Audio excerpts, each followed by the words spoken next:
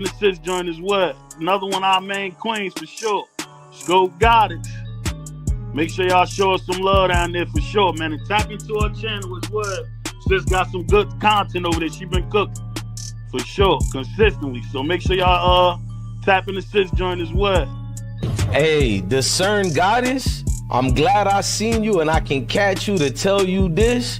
I don't know what you doing, but you on fire, discern. I got 3 of them folks who's from Colorado, and they love you, mama. Shout out to the video where you said Shedeur giving you props, to all the aunties out there. What if I tell you all the kings giving you props? Like, where I drop the ball is where beautiful queens like you pick it up. You definitely did a great job in picking it up on the news, breaking down information, anything pertaining to Colorado, anything like that. Where I slack, a fire mama like you definitely pick up. So I just wanted to, I was waiting to see you too, because I know it's my fault. I don't go live a lot. I don't be on this internet like I used to a lot. I will change that. I will be here more. In fact, I want to be on your platform more. I ain't gonna lie, you popping, and this why I be telling I didn't tell Discern to follow the program. I'm gonna keep it real with y'all. I'm proud of Discern because she knew for herself she can do this.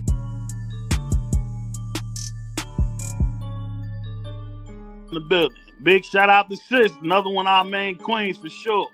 Go Goddess. Make sure y'all show us some love down there for sure, man. And tap into our channel as well. Sis got some good content over there. She been cooking for sure, consistently. So make sure y'all tap in the sis joint as well. Another one of our main queens for sure. Go Goddess. Make sure y'all show us some love down there for sure, man. And tap into our channel as well. Sis got some good content over there. She been cooking for sure, consistently. So make sure y'all tap in the sis joint as well. Hey, Discern Goddess, I'm glad I seen you and I can catch you to tell you this.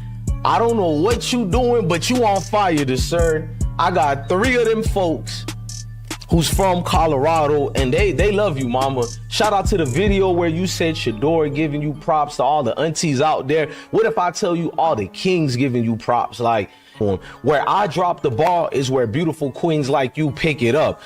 You definitely did a great job in picking it up on the news, breaking down information, anything pertaining to Colorado, anything like that. Where I slack, a fire mama like you definitely pick up. So I just wanted to, I was waiting to see you too, because I know it's my fault. I don't go live a lot. I don't be on this internet like I used to a lot. I will change that. I will be here more. In fact, I want to be on your platform more. I ain't gonna lie, you popping, and this why I be telling I didn't tell Discern to follow the program. I'm gonna keep it real with y'all. I'm proud of Discern because she knew for herself she can do this.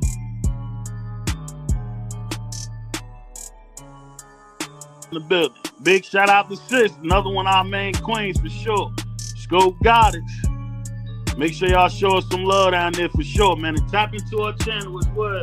Sis got some good content over there. She been cooking for sure, consistently. So make sure y'all tap in the sis joint as well. Another one of our main queens for sure. Go Goddess. Make sure y'all show us some love down there for sure, man. And tap into our channel as well. Sis got some good content over there. She been cooking for sure, consistently. So make sure y'all tap in the sis joint as well. Hey, Discern Goddess, I'm glad I seen you and I can catch you to tell you this. I don't know what you doing, but you on fire, Discern. I got 3 of them folks who's from Colorado, and they love you, mama. Shout out to the video where you said Shedeur giving you props, to all the aunties out there. What if I tell you all the kings giving you props? Like, where I drop the ball is where beautiful queens like you pick it up. You definitely did a great job in picking it up on the news, breaking down information, anything pertaining to Colorado, anything like that. Where I slack, a fire mama like you definitely pick up. So I just wanted to, I was waiting to see you too, because I know it's my fault. I don't go live a lot. I don't be on this internet like I used to a lot. I will change that. I will be here more. In fact, I want to be on your platform more. I ain't gonna lie, you popping, and this why I be telling I didn't tell Discern to follow the program. I'm gonna keep it real with y'all. I'm proud of Discern because she knew for herself she can do this.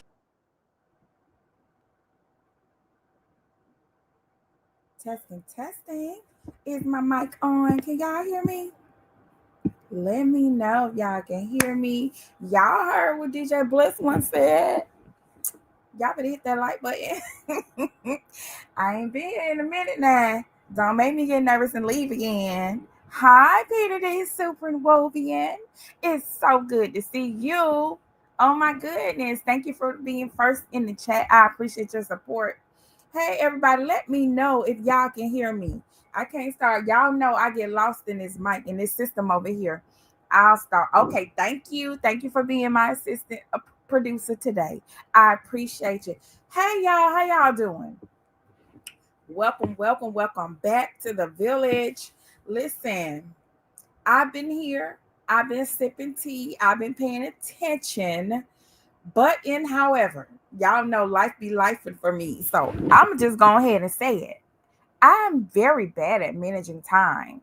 And once my priorities present themselves, I am focused on my priorities, which is my family. So, with that being said, I'm here. I'm all y'all's today. I ain't even check and see how much uh memory I got over here on StreamYard. So if this cuts off, I'm coming right back. But with that being said, I miss y'all. I miss y'all. I miss y'all. But y'all do know y'all can catch up with me, right? It's several ways y'all can get my attention. Y'all can email me. Y'all can come over to my community wall and participate in the posts that I do over there. Yeah, I'm always here, y'all. I'm always here. I make sure that I post every day. Um, those are pre-produced. So yes, they are set on a timer. I set it up for a whole month. So there's a lot of times I don't even know what's gonna be posted. But you can always find me over there. Get in the comments and chat amongst yourselves. You can email me. I said that. Hey, welcome. And if by any chance that you don't see me over here once a week, just say, hey, what's up? It's some stuff we need to talk about. Turn your mic on. I will be here, okay? So thank you to everybody that supports. Thank you. And I don't take your presence for granted. Here's how I feel about this. You can be anywhere doing anything, but when you take the time to come out over here just to listen, even if it's for a second or two or a couple of minutes, I appreciate you, because time is the most precious commodity. So when somebody gives their time, I don't take it for granted. So thank you so much for checking in the chat. I see a new person, 20. I don't know if I know you, but if you know me, hey, how you doing?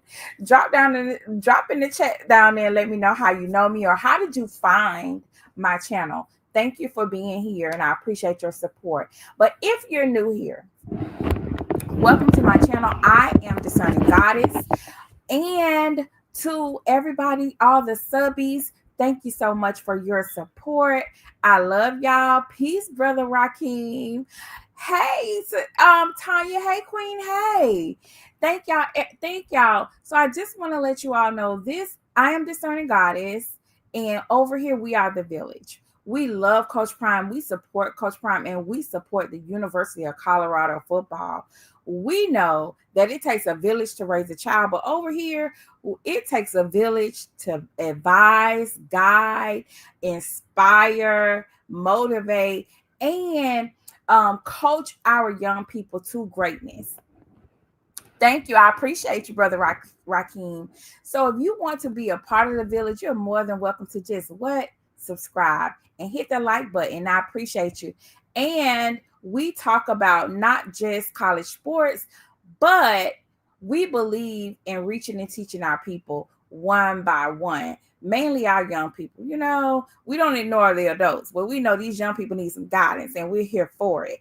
We are internet aunties, uncles, and cousins. So get in where you fit in. We are family here. Get to know each other down there in the chat. Once I start my commentary, I'm just going to be on my commentary, and then I will check back with you all once I finish each segment. Oh, yes, ma'am. Yes, sir. Thank you so much for being here. Tony is new. You must be found me through, I want to say DJ Bless One, but check out my intro, y'all. you will see Dino Up the Skull on my intro. You will see DJ Bless One, also known as I Smoke Hip Hop Live. Those are my brothers. They support me heavy, and I appreciate their support. So we are going to get into the show. It is what my time. I am in the East Coast. So in case you don't know, I am in Central Florida, and it is 12:56 my time. And we are about to get started. I am your HR reminder, by the way. I am your HR reminder. So, in corporate, lunch breaks are supposed to be taken between 11 and 2. And if I happen to be on your lunch break or your break with you, thank you for letting me join you. Hopefully, I will keep you entertained and engaged during your brief break away from the plantation. Let's go. Let's go. Okay, so y'all, it's a lot been happening. I'm gonna do my best to keep up and catch up. And if you need me to slow down, or if you want to add to the conversation, go ahead and put it down in the chat. And I will drop the link if somebody wants to come up and help me co-host. You are welcome to do that. And I'll let you know how to get up here if that's something you would love to do. So y'all know I've been busy.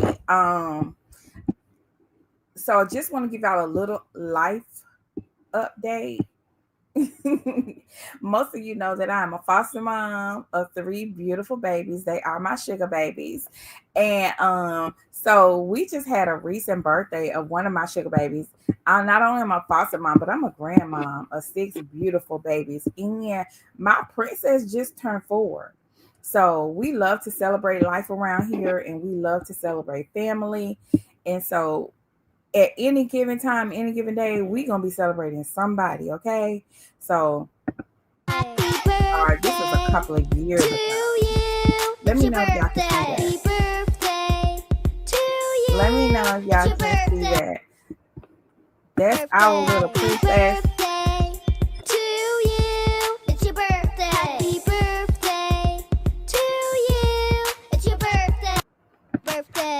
And we call her Zai.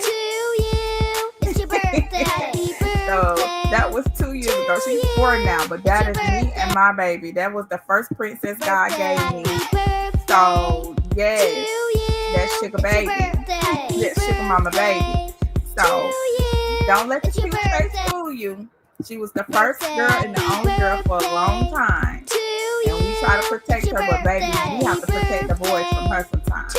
So that's my Zazie. I just want to share that with y'all. She is a Libra, just turned 4, and smart is I don't know what. Happy birthday to my baby. Happy birthday to my baby. Y'all know it's a lot been going on. So I'm going to try my best to keep up. I do have notes here. So I'm just going to go. And let me know if you want to chime in. Again, I told y'all I'm going to send you the link if y'all want to come up here. Hi, Torny. Who else? Samia. Welcome, Queen. I'm so happy to see y'all. I be so happy to see y'all. I've been gone for a minute. So to me, it's a blessing to have y'all here, to be honest, because I think I'm out of the algorithm a little bit. But we're going to fix that. It's still fairly new in the school year too, y'all. And it's always something going on, I want to say. So with that being said, it's been updates and changes all over the place. And let me tell y'all something. Jamaica said, don't come to our schools with this nonsense. That's what Jamaica said. I do feel like it's a lot. Like, oh my God, the girls can't have baby hair. What's going on with baby hair? How does baby hair keep you from learning and retaining information? How does baby hair keep you from studying? How does baby hair distract a teacher? Listen, Jamaica said a high school in Jamaica just banned all of its students from wearing edges, baby hairs, on its entire campus. I was like, okay, Jamaica. What are the girls? Now, let me. I'm y'all know I'm being extremely. I'm trying to be serious, but this is so funny to me. But this is a 50-50 for me. Like, as an adult woman, no, I don't wear baby hair. No. And I am not judging anybody that does, okay? I just have seen the baby hairs get out of control. And when you got to make a bang and swoop it back, that's no longer baby hair. That's a bang with some gel. But for whatever reason, the school system in Jamaica said, go to the bathroom and wash them edges off. Wash it off. So I don't know if this helps or hinders, but I do know it will help the pockets, because you can tell your stylist, listen, I'm going to take $50 off this style because you don't have to lay my edges, just lay this wig. Okay? Or what if it's your natural hair? Jamaica say, listen, you can wear your natural hair. You don't need to swoop your edges down on your forehead, right above your eyebrows and on your ears. Pull it back in a ponytail, and let's get to learning. Shout out to Jamaica. I just wanted to just, break the ice a little bit with us. But on a more serious note, did y'all hear about this little baby right here? Hold on. Tell me if y'all recognize this young king. Let me know in the chat if y'all recognize this young king right here. While I pull up his story.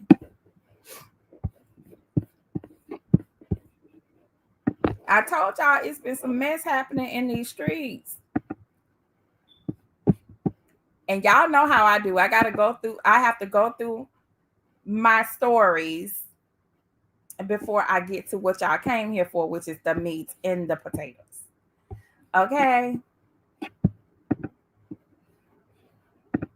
Give me one moment. Let me get y'all the news clip. Do y'all recognize his name is Legend? Yeah, that's the birthday boy. So man, you've been tapped in on the news since I see. You should come up here and co-host.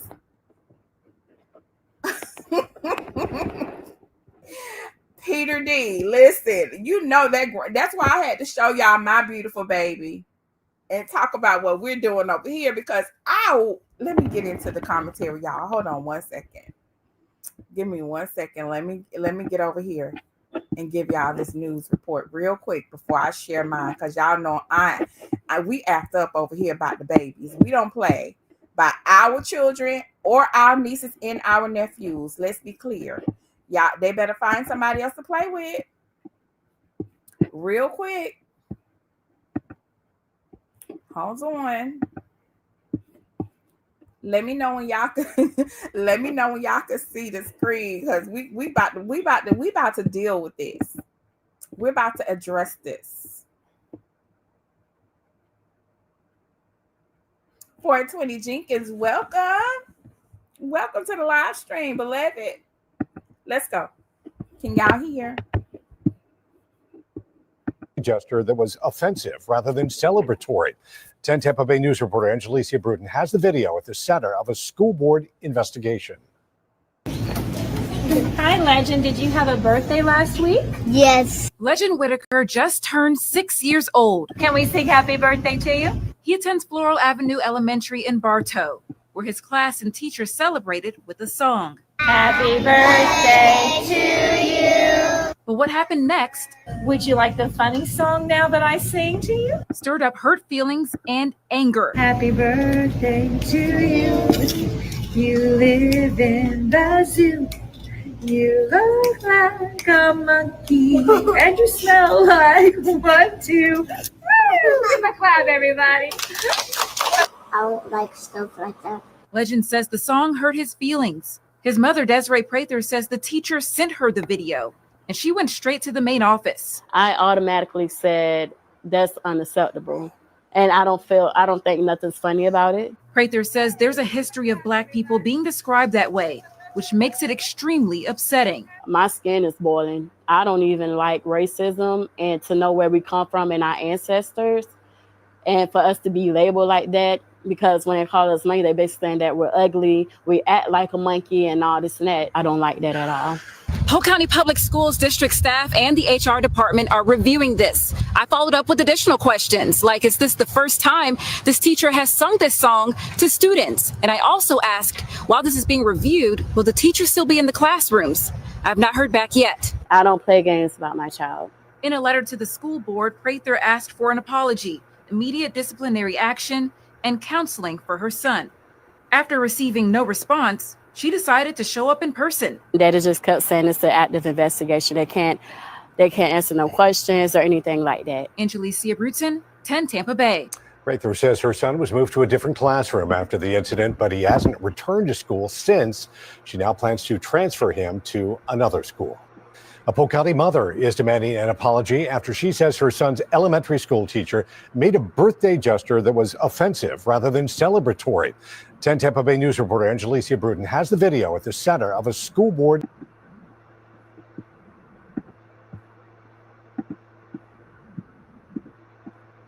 So one more video on this and we're going to get into it. We are going to get into it. I do need y'all to keep talking about it down in the comments. I'm coming. I am going to be right there with you. Let me get the context out the way real quick. One more video. Let me know if y'all can see it.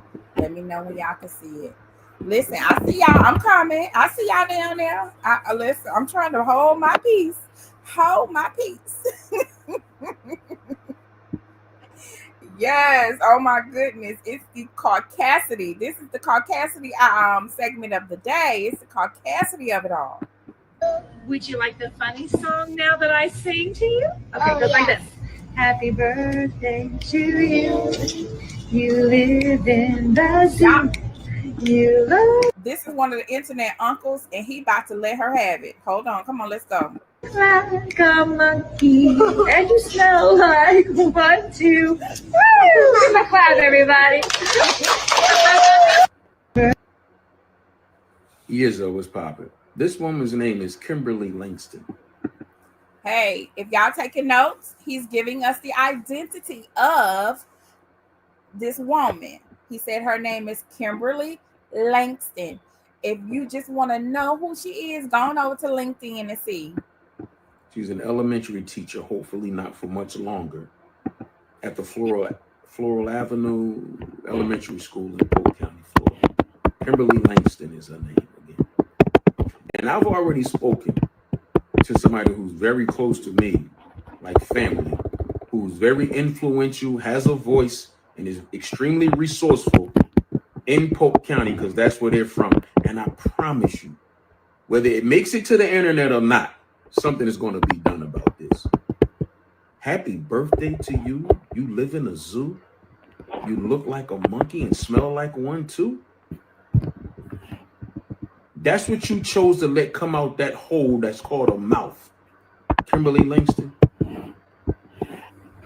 And see, what we have to be adamant about as a community and a culture, an apology, let's get it out the way, will not be accepted. No statements about how we're going to increase training on sensitivity will not be accepted. The only thing that's going to be accepted is removal. That's the only acceptable recourse here, is removal. This woman does not deserve to be around children of any sort. Because just because she did it to a young black kid doesn't mean that she won't do it to another child or do something else in a different fashion that could be harmful to a child. She's unfit. I don't care how long she's been working. I don't care how great her record has been. Whatever it has been, she destroyed it in this one moment where she should have taken 3 to 30 seconds to think before something came out that hole known as a mouth of hers. What she did is unexplainable, inexcusable. And the only recourse is removal. No apologies, no statements. None of that is going to be acceptable. She's all the way out of pocket, and she needs to be dealt with accordingly. Would you like the funny song now? So, y'all, the reason why stuff like this, I'm not even that old. I'll say even when I was in elementary school, stuff was more tolerated from my parents, from my grandparents. They were more willing to come to the table, talk to the principal, let's have a meeting, sit down. But we are not in that time anymore. The temperature of our country dictates that we can't not just allow stuff like this, but we can't ignore it. I hope that makes sense. We can't ignore actions like this when it comes to our baby because we have no way of knowing what somebody else's intentions or agenda is. I don't know who you are and I don't want to know. But what I do know is I'm responsible for the care and upbringing of this little mind because it's the mind that's attacked. I know here in Florida, because Polk County is right down the street from me. Y'all already heard the governor has removed anything that teaches Black history or in their terms, woke agenda.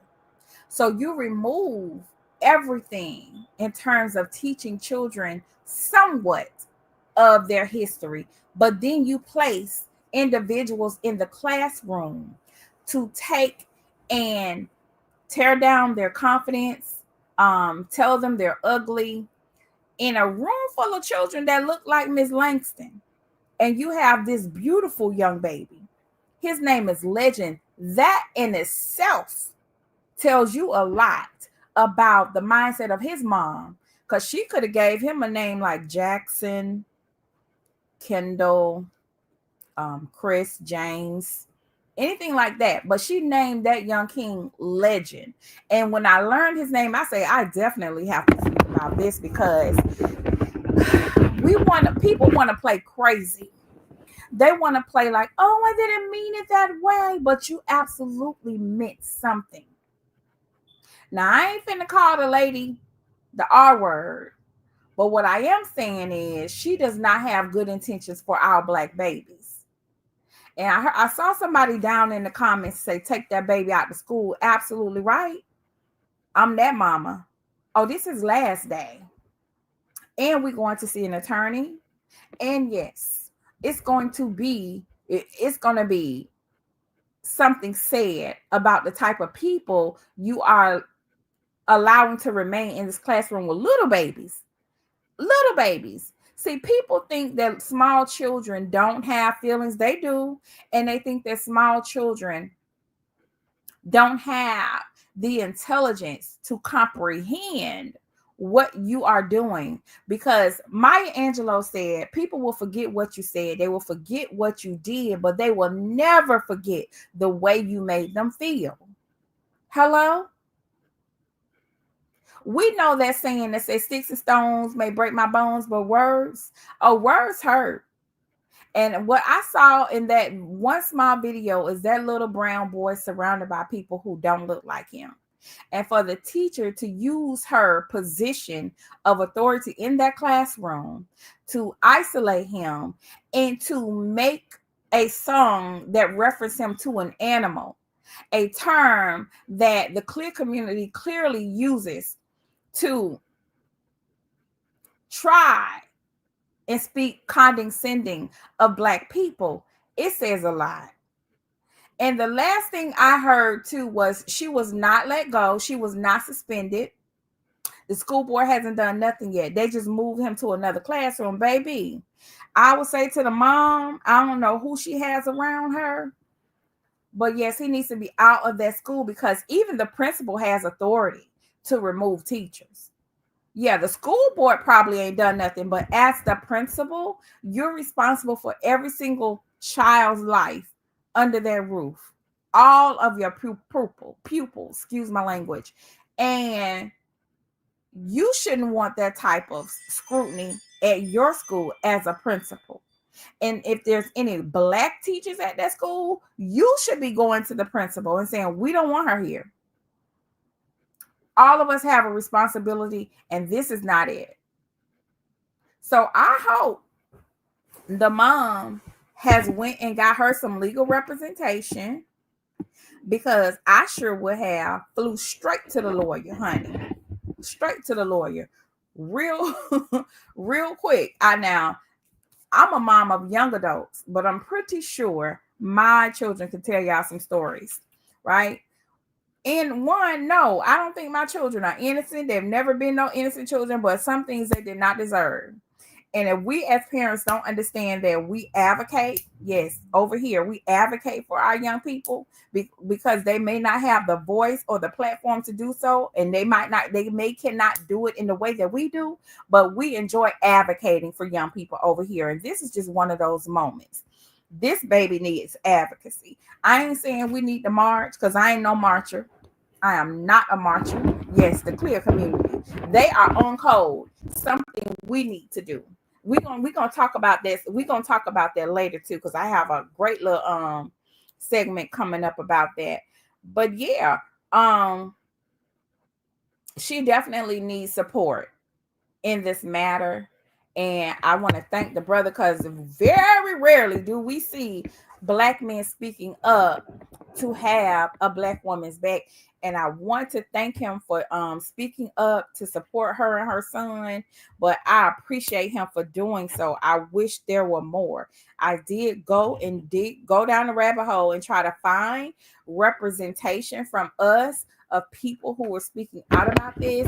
And the sad thing is, we are so concerned about Nicki Minaj, Cardi B, and P. Diddy that as vast as TikTok is, there were not enough stories on TikTok or Instagram, at least opinions that I wanted to share over here. And that's the sad thing. These people got us in a chokehold with mess when they are in our schools, in y'all schools, which is their killing fields. Because if they can affect the minds of your babies in kindergarten and tell them who they think they should be and call them a monkey and tell them they ain't gonna never grow up to be nothing, when your child clearly says they want to grow up to be a doctor, a lawyer, an attorney, or somebody great, and you have these people as school teachers and other people in the killing fields of elementary school or pre-K telling your child, no, you're going to be the custodian. But we're around here consumed with foolishness. Nicki Minaj, Cardi B, and P. Diddy. When you should be concerned with how people are affecting the mind of your child, your nieces and nephews, and because they are the future of this community, your community. They will one day represent us in some type of way. I ain't got time. The only reason I'm bringing up those other people in my content today is because I got something to say. Y'all already know my perspective is a little bit different from everybody else's. So you might hear me talk about them, but it's not going to be what you think it is. I would love to know how y'all feel about this, and if this video reaches her, what is your advice for the mom? Because I will say this, even recently, about 2 weeks ago, there was a report that came out that in my county, homeschooling this year increased by 7,000, which is 72% of what the homeschooling attendance used to be from last year. It increased 72% from last year for Black households. Be clear, there's a lot of us do not want our children in school, period. I am one of them. And people might say, well, y'all not fit to educate. I know one thing, I'm here to protect, and I'm not sending my child to anybody's school that is going to deal with them in a prejudgmental way and try to crush their spirit every day. They say the mind is a terrible thing to waste, but however, the mind is the mind, and it gets attacked very early in a child's life. I'm going to say one more thing before I leave y'all.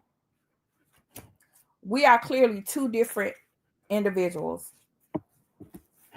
Clear people teach their children that they are in charge of our children at an early age. You're not like him. You will be his employer. Do you hear me? He doesn't have a dad. She doesn't have a dad. She has a single parent. Her mom is a single parent. They're this, they're that. You are different. So I will tell you this, from pre-K and kindergarten, clear children already know that they are different from our little brown babies. So we should do ourselves a service and speak life into these children, because especially if you're sending them out into the killing fields of public education, speaking life into them every day. That way your baby know who they are, whose they are, what they are, and what they ain't by the time this little teacher get to them. Hold on one second. Let's get back. Let me remind y'all, if y'all are just getting here, by the time they run into a teacher like this lady, Miss Kimberly Langston, when Miss Kimberly Langston tell our little baby, you look like a monkey and you smell like one too, because you have poured into that baby on a regular basis every day, that baby can respond, I disagree. No, ma'am. My mama said I'm a king. My mama said I'm a prince. My sugar mama said I am somebody. Okay. That's the way they will respond to that mess. Oh no, I'm not a monkey. I'm not a monkey. No, I'm not a monkey. That's the way they would. Okay. Because when you don't affirm your children every day, when they leave from you, you leave them open to these type of spiritual attacks, these Satan-minded people. And again, I remember my grandmother praying over us one morning, no weapon formed against them shall prosper. That's a real thing. You definitely have to pray over your baby, speak life over them every day, because you don't know what they're about to face when they get into that other environment. We wish we now that I sing to you. Okay, goes like this.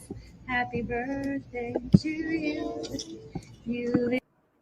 So yeah, that little king, he needed to be affirmed, he needed to be reaffirmed, and he needs a reset right now. Hopefully his mom is gonna find him some good counseling therapy with the right people that's gonna build him up, back up, and deprogram him from what that witch did and what that witch said in front of all those little clear children.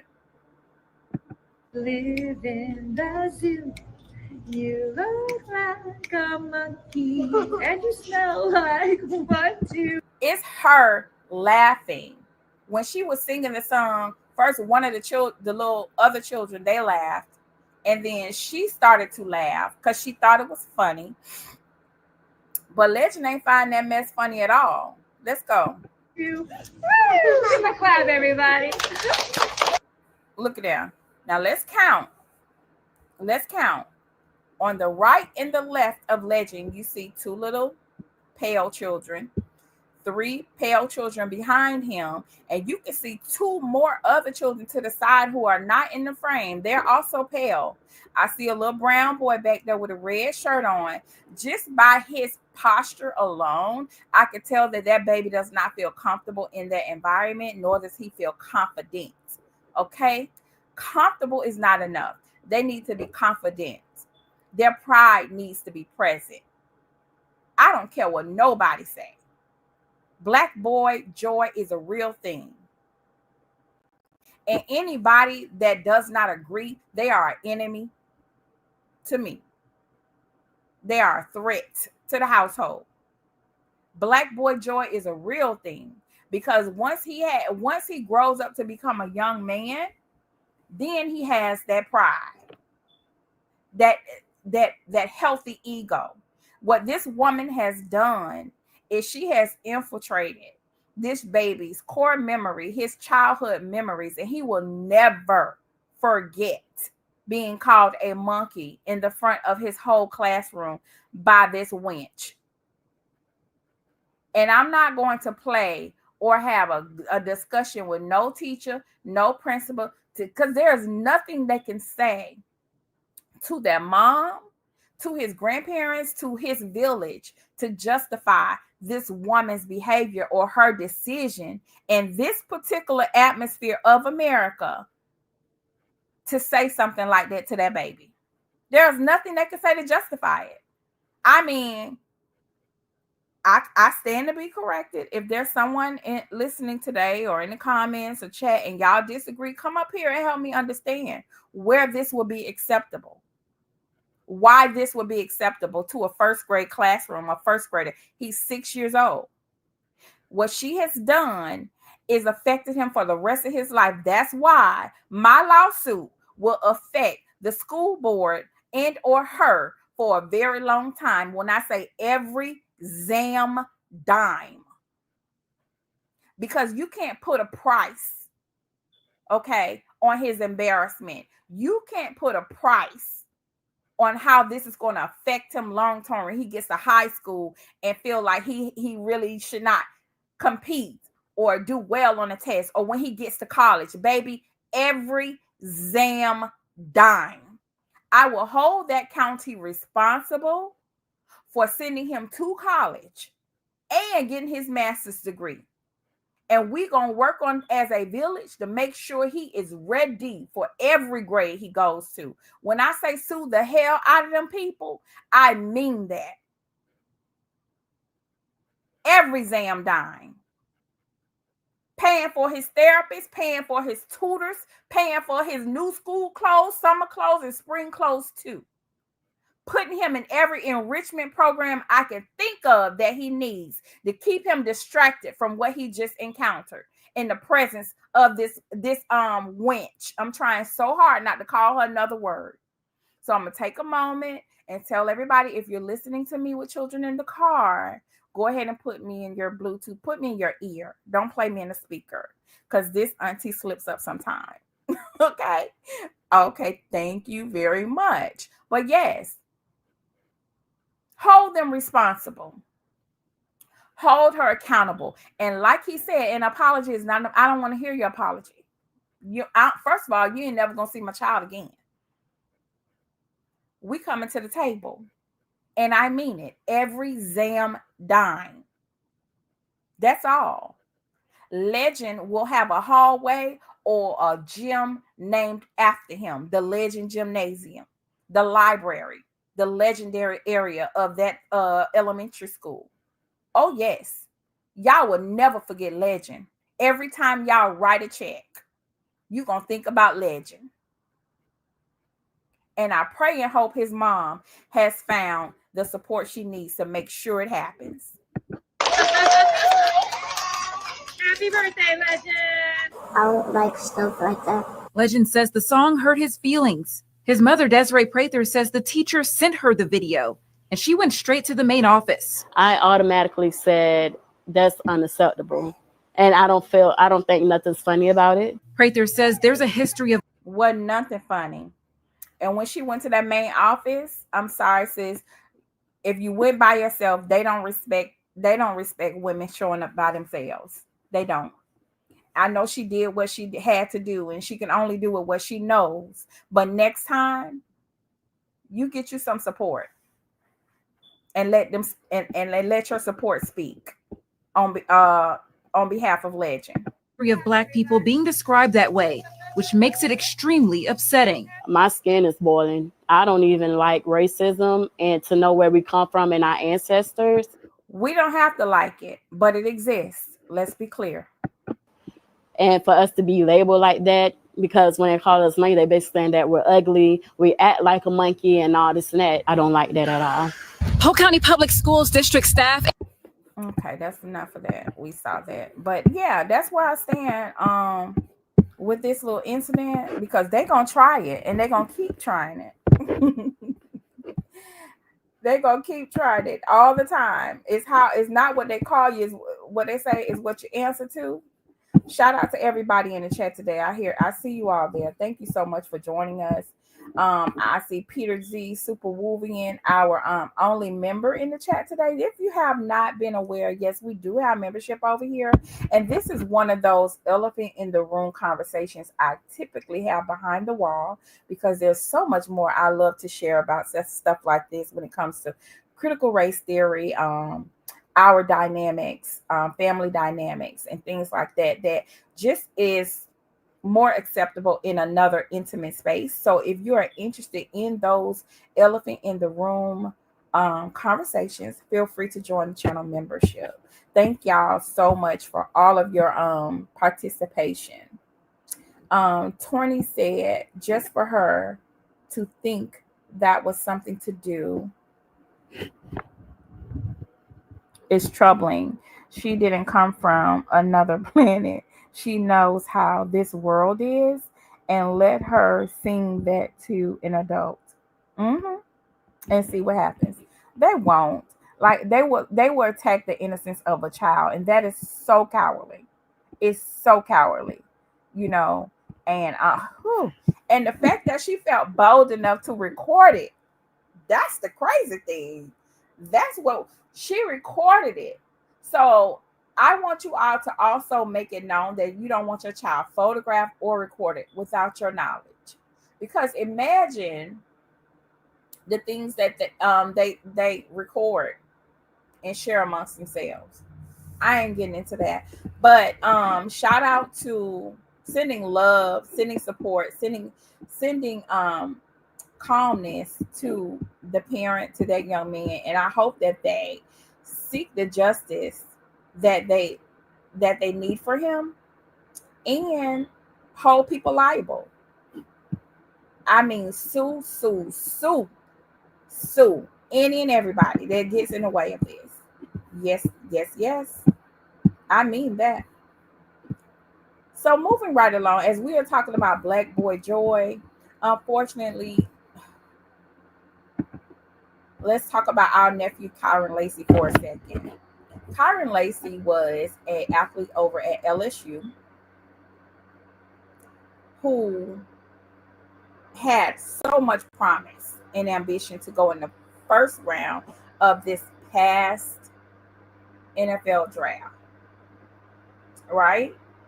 And just the story itself, it was just so unfortunate to hear, because everybody was looking forward to see him excel and be his greatest self as an elite athlete, as an NFL prospect. But in clear people fashion, they accused him of a hit and run accident. He turned himself in. The media, once the media gets control of it, is really nothing you can do. So he had to wait and let the events go through the process of him, regaining his reputation, because they had done slandered him. All the media outlets, people online. And then we find out this weekend that law enforcement, for goodness sakes, they tampered with the reports. They tampered with not only did they tamper with the reports, they influenced people to write down a lie, even though the video says one thing. And let's be clear, this has happened almost a year ago. The video has been present to law enforcement and the DA since almost a year ago, December, whenever this happened. And they are just showing us the video, y'all. They just showing us the video. Let's get into the video real quick. And this is the reason why they held it. They know they were lying. They done lied on this baby, done caused him mental anguish so much so he couldn't even live with the thought of just waiting for justice to take his place. it was killing him literally inside and caused him to take his own life. Let me know when y'all can see the screen.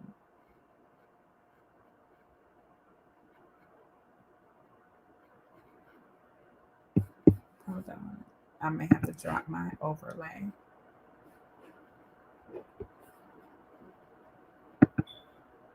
Okay. Yeah.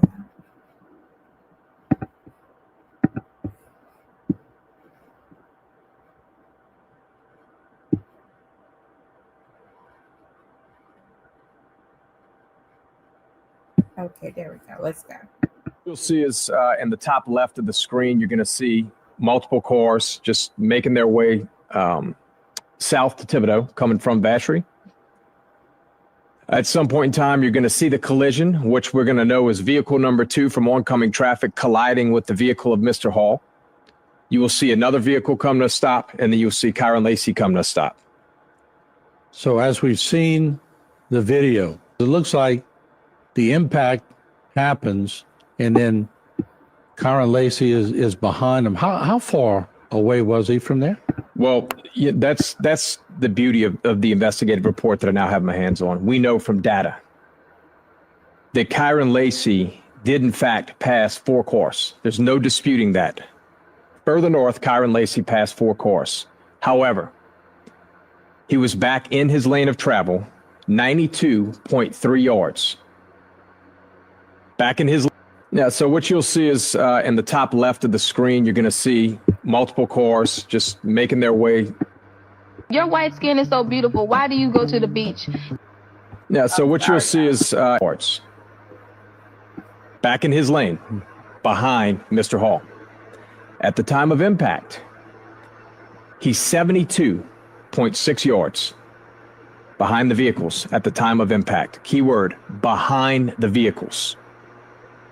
That is not how this story was ever painted. Never.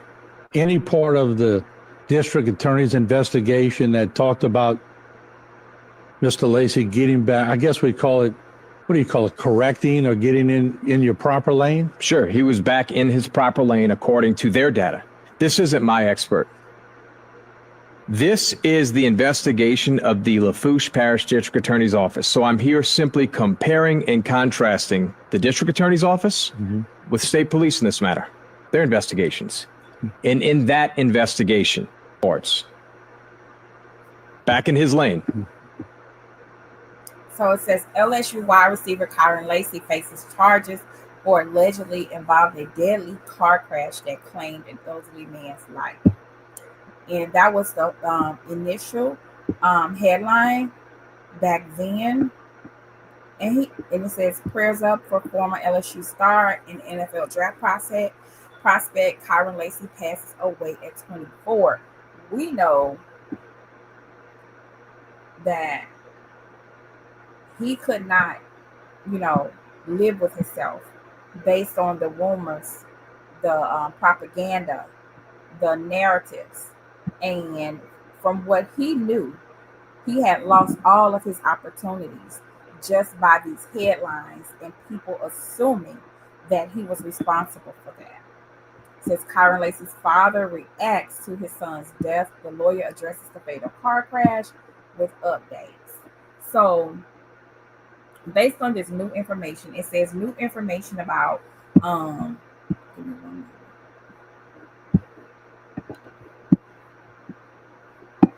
Let me put him back on the screen.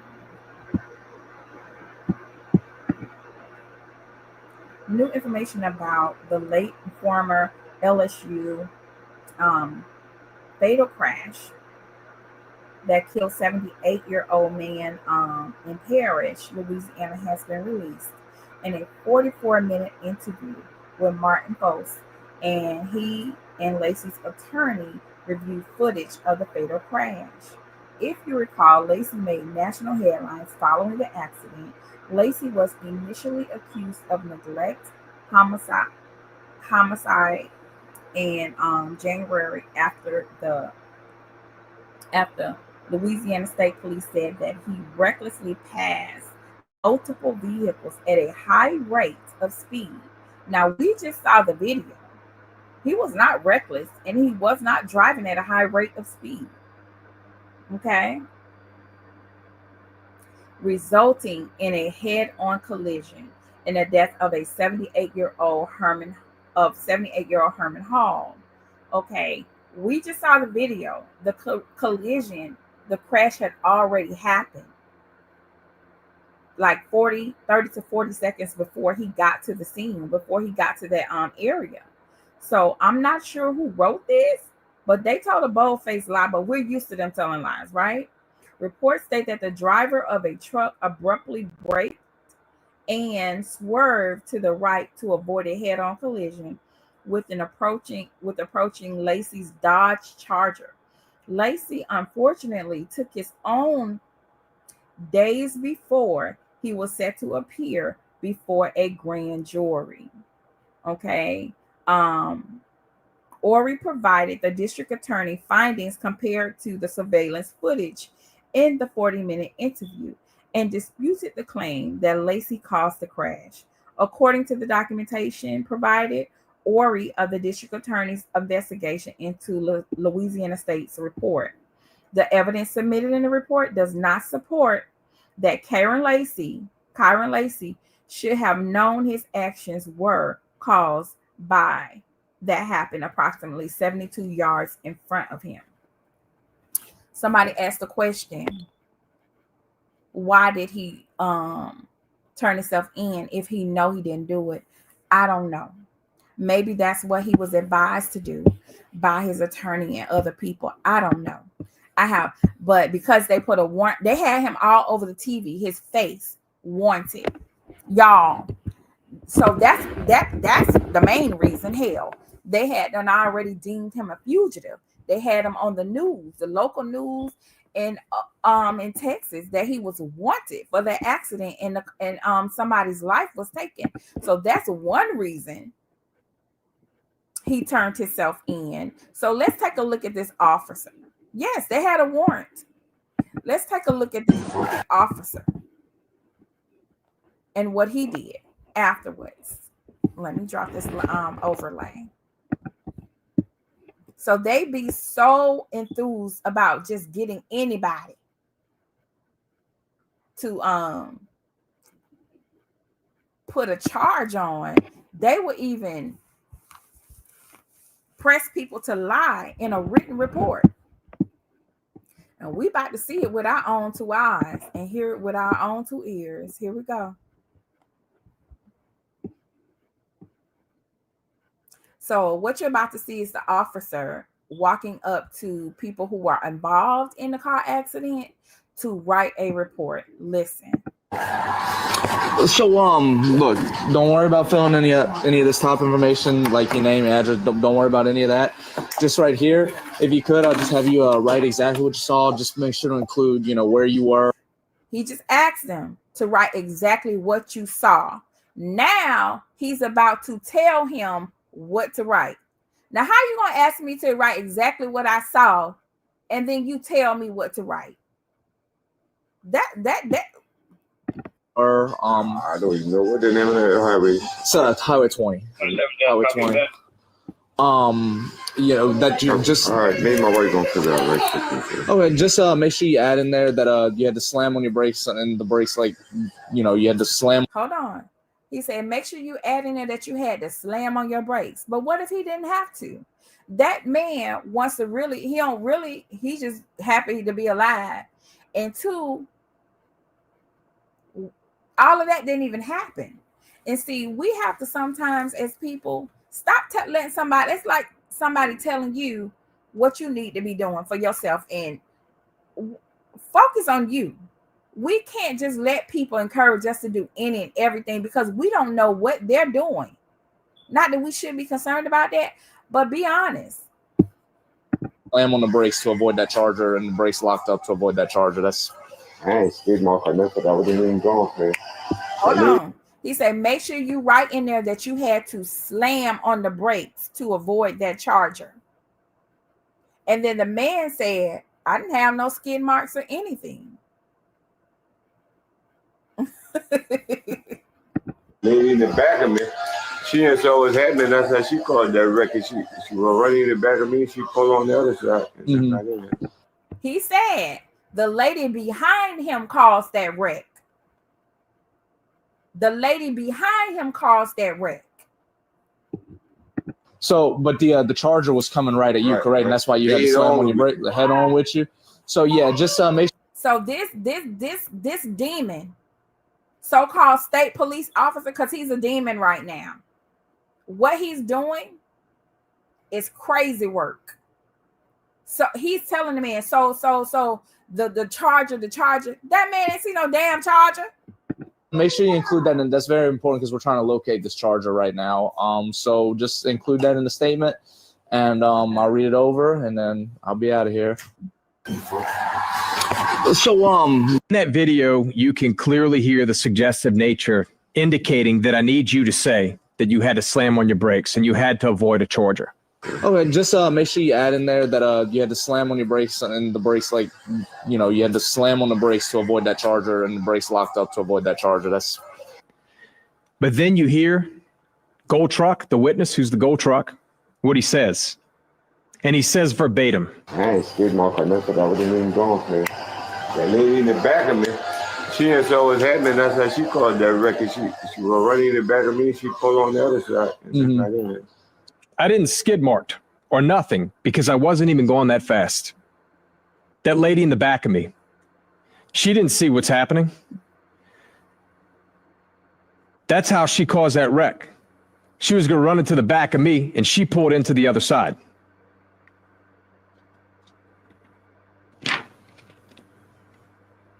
In that video, you can clearly, here's a bigger problem. I then obtained the actual written statement.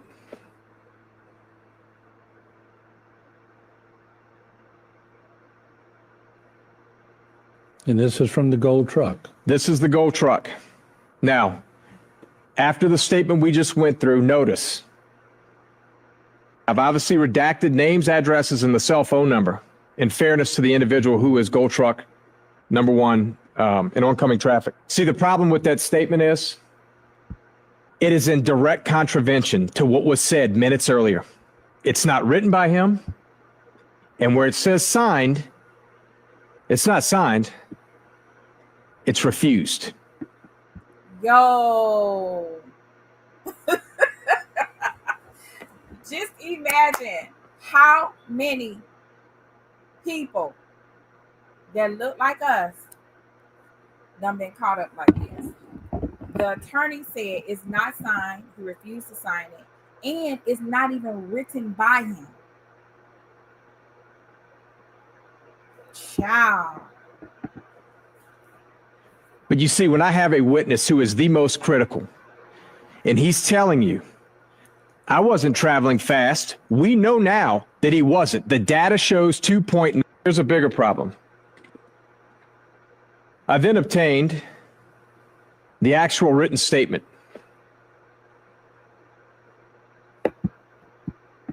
Data shows that.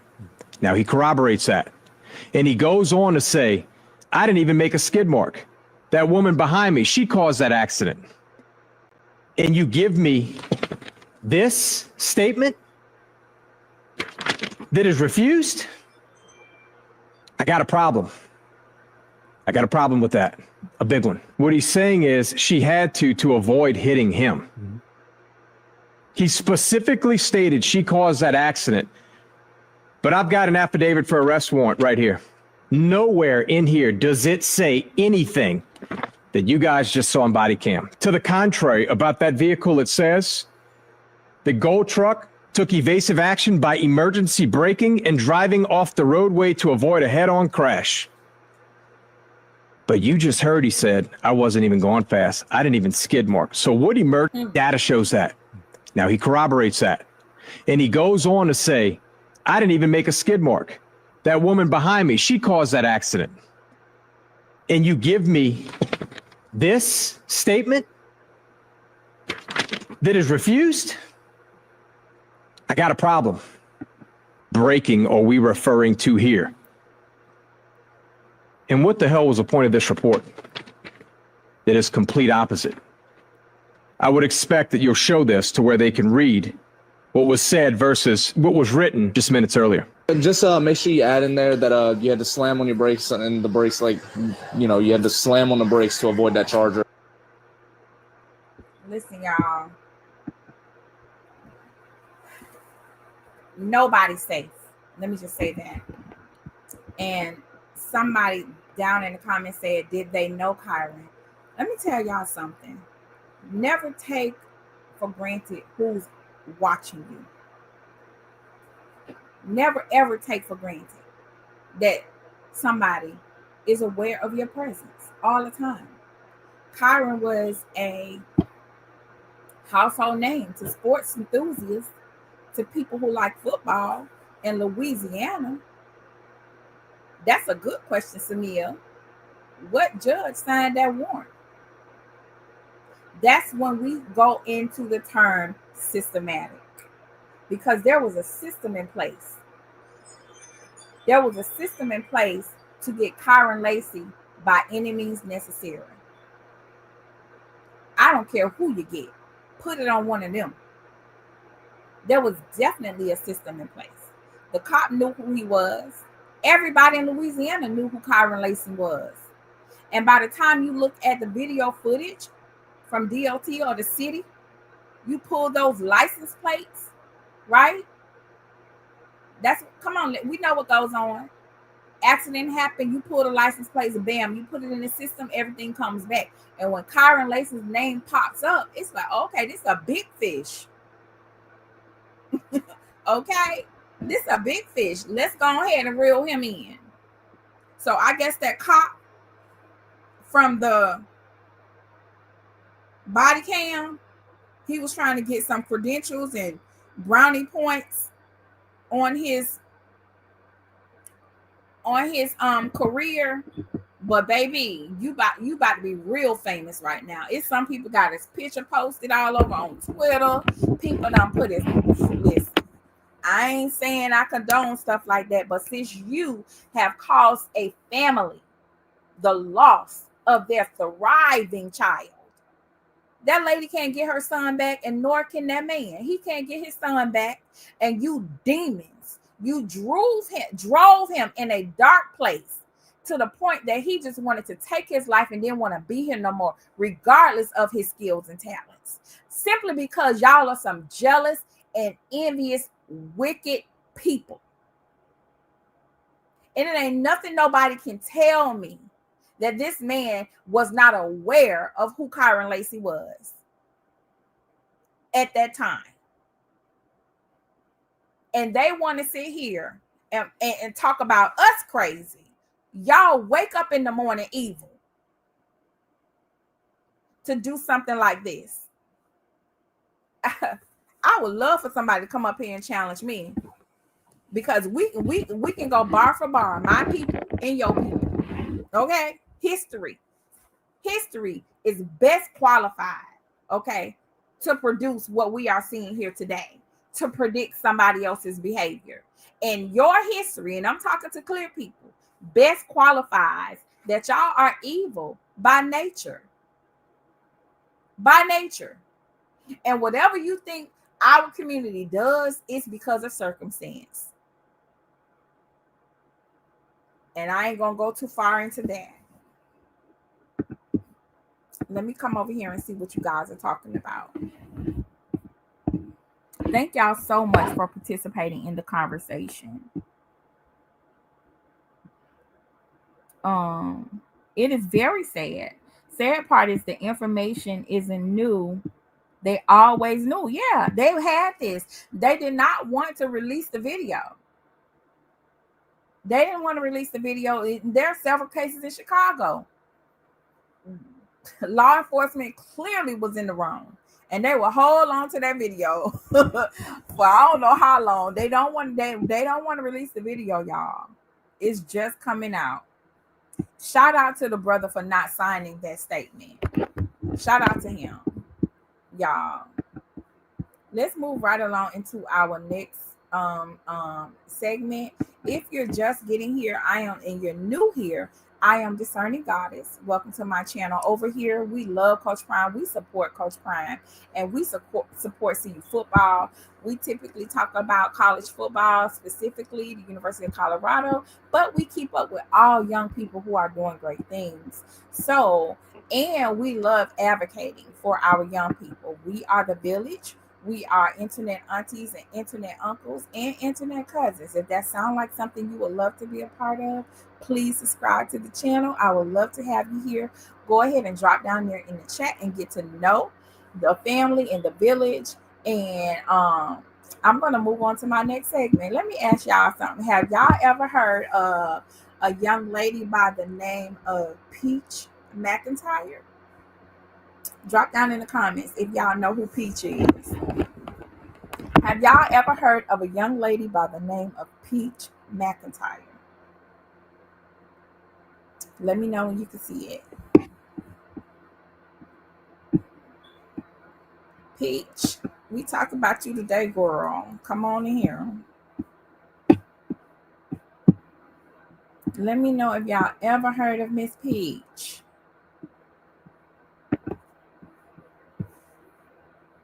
So Peach McIntyre is a very smart, in my opinion, this is my opinion, young lady, highly intelligent, very resourceful.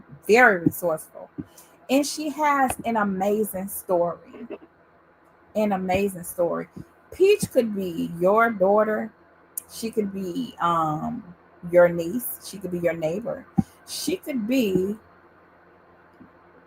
could fit in somewhere. She could be your student.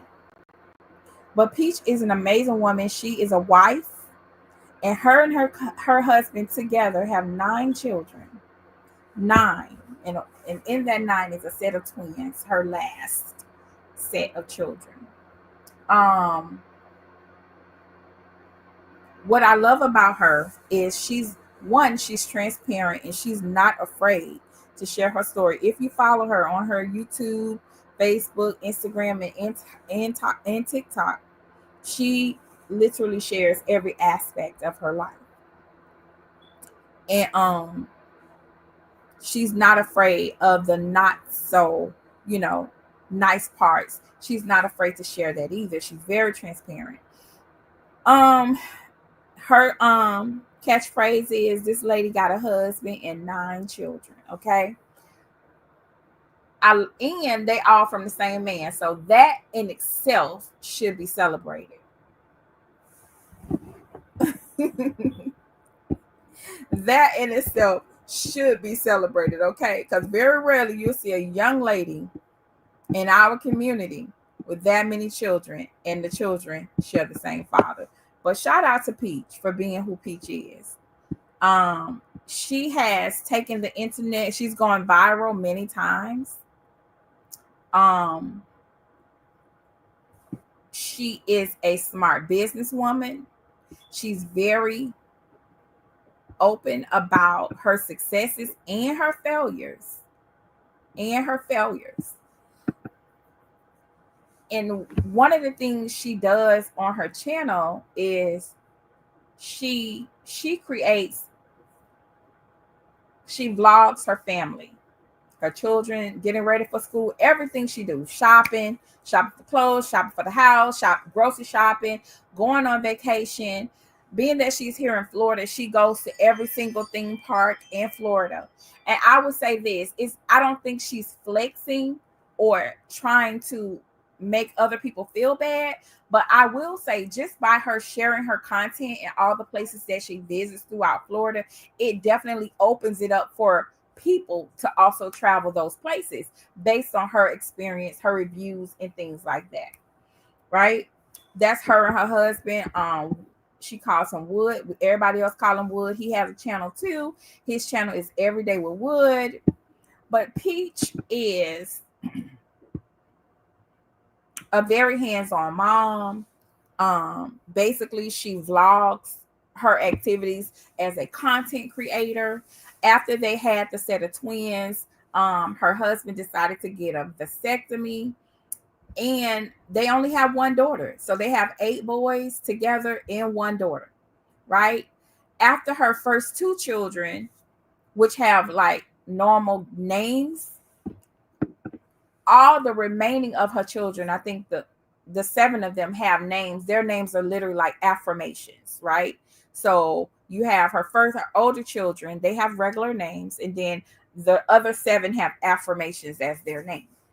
I won't go into all those details. I would just prefer you all go over there and just scroll through, get to know her. If you like her content, subscribe. But it's interesting, right? The reason why I'm talking about Peach today is because I am so disappointed in Black women. I am so disappointed in the masses of Black women that find life to be so terrible to them that they will make the time to try to remove income from another woman. They had her page she's always getting her page reported over on TikTok and all kinds of stuff. And they say the meanest things. Like, I don't know her personally, but I will say this: I have taken a few of her classes, her content creator classes, and I am pleased. I am a results. I don't know what I'm doing all the way, but based on attending her classes, I've learned how to do YouTube. I'm inspired to do TikTok, and I'm learning the analytics of the content creator aspects, right? And that much I can thank Peach for. But not only me, thousands of women have sat in her YouTube classes, in her content creator classes, only for them to turn on her. Now, Peach makes, and it's no secret to her. She grosses at least $100,000 a month in all platforms put together: Facebook, TikTok, YouTube, Instagram, and her website. So easily she is getting over $100,000 a month, y'all, and sometimes 2, based on what she has shared with us as her subscribers and on the internet. But there is something about people, and I'm talking to Black women right now. What is it about us that we can't see another Black woman just be happy? That we have to dig into the most deepest, darkest, ugliest places that exist and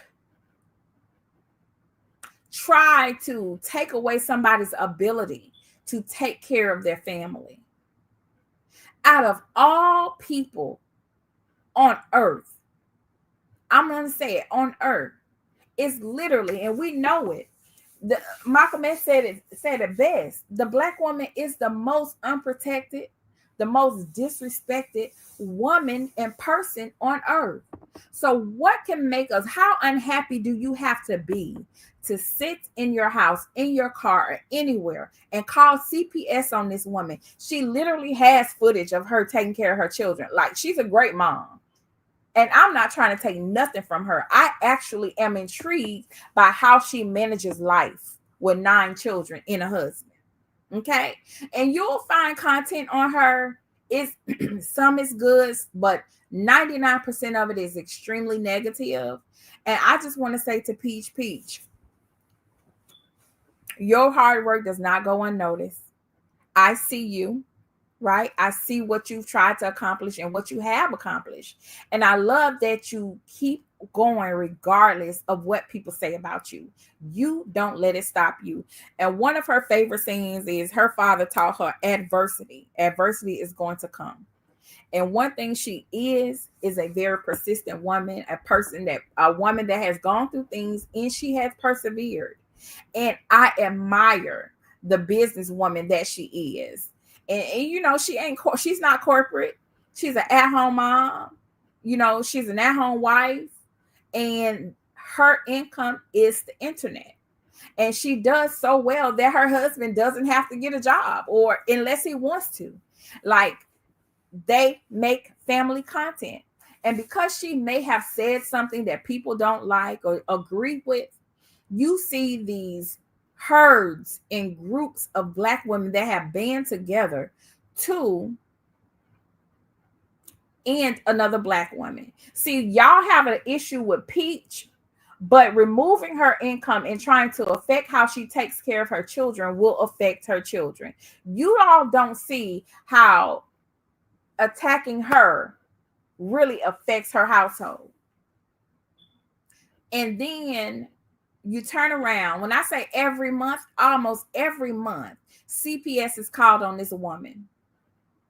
They have called her rental office. They've had her evicted based on just the fandom of it all.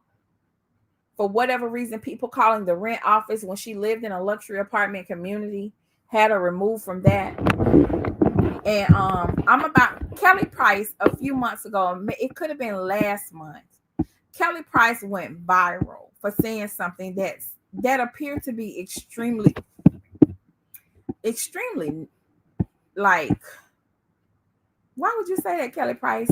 But in this case, I understand why Kelly Price would say this. I'm going to add it to the context of what Peach McIntyre is going through. Give me one moment. Let me share my screen. Yes, they did that. They did that, Samia.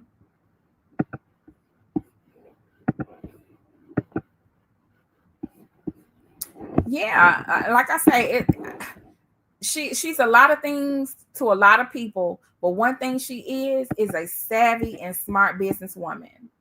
And I definitely pay attention to her classes. If anybody wants to be on social media, she is a great instructor and has very reasonable social media classes. So shout out to Peach. I appreciate you, sis, for all that you do. Let's get into this next video. Right now, because ain't nothing you can do about that. And while you looking for a new job, I'm still going to be selling out theaters and venues. Looking, you DEI hires who getting ready to lose your job if you haven't lost it already, because guess what? I haven't lost mine, and I'm not going to lose it. Because while you fighting for somebody in another culture to get your job, God gave me my voice. And yes, I'm letting you have it right now, because ain't nothing you can do about that. And while you looking for a new job, I'm still going to be selling out theaters and venues, looking like a fat slob in clothes that you said that I look nasty in, and my feet are so damn big, and who dressed me. I'm still going to be making my money. I don't even do this, but I'm so sick of black people. So if you're just getting here, Kelly Price went viral, I think last month or the month before last, and she was so upset with black women because black women were attacking her consistently. And this is her reply to black women. And it just hurts my feelings, because for me, if I don't have nothing nice to say, I'm really not going to say it. And I'm definitely not going to go to war with another black woman, because I know we have it the hardest. We have it the worst. Everybody attacks us, even our own men. So when it comes to a marginalized group of women, black women are the ones that get the worst. So Kelly Price was at her wit's end, and she went off. People and their, I'm saying what I want to say. If you got a problem with what I'm saying, and you know, Lord, pray for me, because I'm not there yet. I'm not there yet. Okay? I'm not there yet. Black women, you are some of the most nasty, disrespectful people on God's planet Earth. The things that you say about other black women, but you're an activist, and you are educated, and you are this, and you are that, and you are the other. Find yourself, because a degree does not give you class. Find yourself, because a degree ain't going to get your ass into heaven. Find yourself, because being a keyboard thug on social media ain't going to do nothing but you DEI hires who getting ready to lose your job. Have it right now, because ain't nothing you can do about that. And while you looking for a new job, I'm still going to be selling out theaters and venues, looking like a fat slob in clothes that you said that I look nasty in, and my feet are so damn big, and who dressed me. I'm still going to be making my money. I don't even do this, but I'm so sick of black people and their bullshit. I'm saying what I want to say. If you got a problem with what I'm saying, and you know, Lord, pray for me, because I'm not there yet. I'm not there yet. Okay? I'm not there yet. Black women, you are some of the most nasty, disrespectful people on God's planet Earth. The things that you say about other Black women, but you're an activist, and you are educated, and you are this, and you are that, and you are the other. I'm letting you have it right now, because ain't nothing you can. That was Miss Kelly Price. And I wanted to share this along with me addressing what's been happening with Peach McIntyre, because those same Black women that Kelly is talking about are the same Black women that is calling CPS on this woman for no reason. Those same Black women are creating the most outlandish stories all over social media on this woman, going out their way to follow this woman and her husband, mainly her husband, to try to seduce him into creating, having infidelity, so that they can come back, run back to the internet and let the world know, these same Black women that Kelly Price is talking about. The Black women that put up fake reviews, or they would take her in her YouTube classes, then come back and create a video that they were unhappy with it. And I'm here to tell y'all been here with me for a minute, so y'all know I'll speak up. I love her content creating classes. It's good quality. It's done in a manner which I understand, and understand it's not dumbed down either. She moves very quickly, very fluidly. She teaches, and then she opens up for questions in the end. So if y'all have seen my content kind of elevate a little bit, yeah, I was in her content creator class. I attend as much as I can when time permits, because she holds most of them at night, and y'all know I got to put children to bed around here, so I don't have that kind of time to focus. But when I pay my money, I want to be able to sit down on that Zoom and take notes and stuff, and I don't want to miss anything. So if I'm not in her classes, that's because I'm busy around here. But I encourage you, go follow her. If you ever see that she has one of her classes, and she is always priced reasonably. Sometimes she have $1 class, a $7 class, a $20 class, depending on how mad the internet gets her. Because she'll even go up to $300 to $500, and people still pay. I'm telling you, people still pay. But when the internet pisses her off, she raises her prices, and she still make money. So I don't understand the obsession. It's obsession with this woman. She lives her life like everybody else does. All of us have truths about ourselves we don't want people to know. I say all of us. Okay? When she wake up in the morning and get her children ready for school, that's her life. You ain't got to like it. Why you tune in? When I say it's Black women. And the unfortunate part about this, the people from the other communities that also follow her, subscribe to her, and attend her classes, they don't do any of this mess towards this woman. It's us, and we need to stop. It's so many things we could be doing as Black women, like focusing on how the hell we gonna get back to work, because this new administration has put over 500,000 of us out of our positions, and I'm saying us, okay? Taking us out of all of our leadership positions, our hard working positions, that we maintain families, we help our husbands, those of you who are married, support the families you have. But over 500,000 Black women are out of a job, out of a way to take care of their families. There's so many things we could be focused on. Take care of your own children, getting your credit straight, okay? Leaving somebody's husband alone. Don't let me be petty. Because we don't know each other like we know each other. This woman does nothing but be her natural self. Something many of us have a problem doing. I'm going to tell you right now, ain't no way I'm finna get on camera And I ain't got myself together.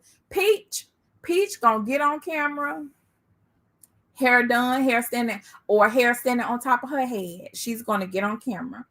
Okay, what we see as an imperfection and whatever we think the standard of beauty is, she don't care. She is confident with how she looks. Some of us may be like, I don't know about that, but that's her life. Let her live it. Why are we bothered by what another person does just because she can show up on camera and with her flaws and all and still monetize the internet? Hello? I'm gonna tell y'all right now. Some of y'all might say, oh, you got it together, girl. Turn the camera on. I ain't turning no camera on until I'm ready to turn the camera on. Peach, not only does she turn the camera on, she don't care what y'all think about it when she get on the camera. Listen, like I say, she reminds us of somebody. But at the end of the day, she's effective in what she does. Peach, I want to send you some good energy, and I wish you the best. Don't let nothing and nobody stop you. And I know I don't got to tell you that, but I want you to know there are women out here that would never in life do to you what a lot of women are doing. Your purpose is big and you have helped so many people. Find a way on this internet and please don't stop.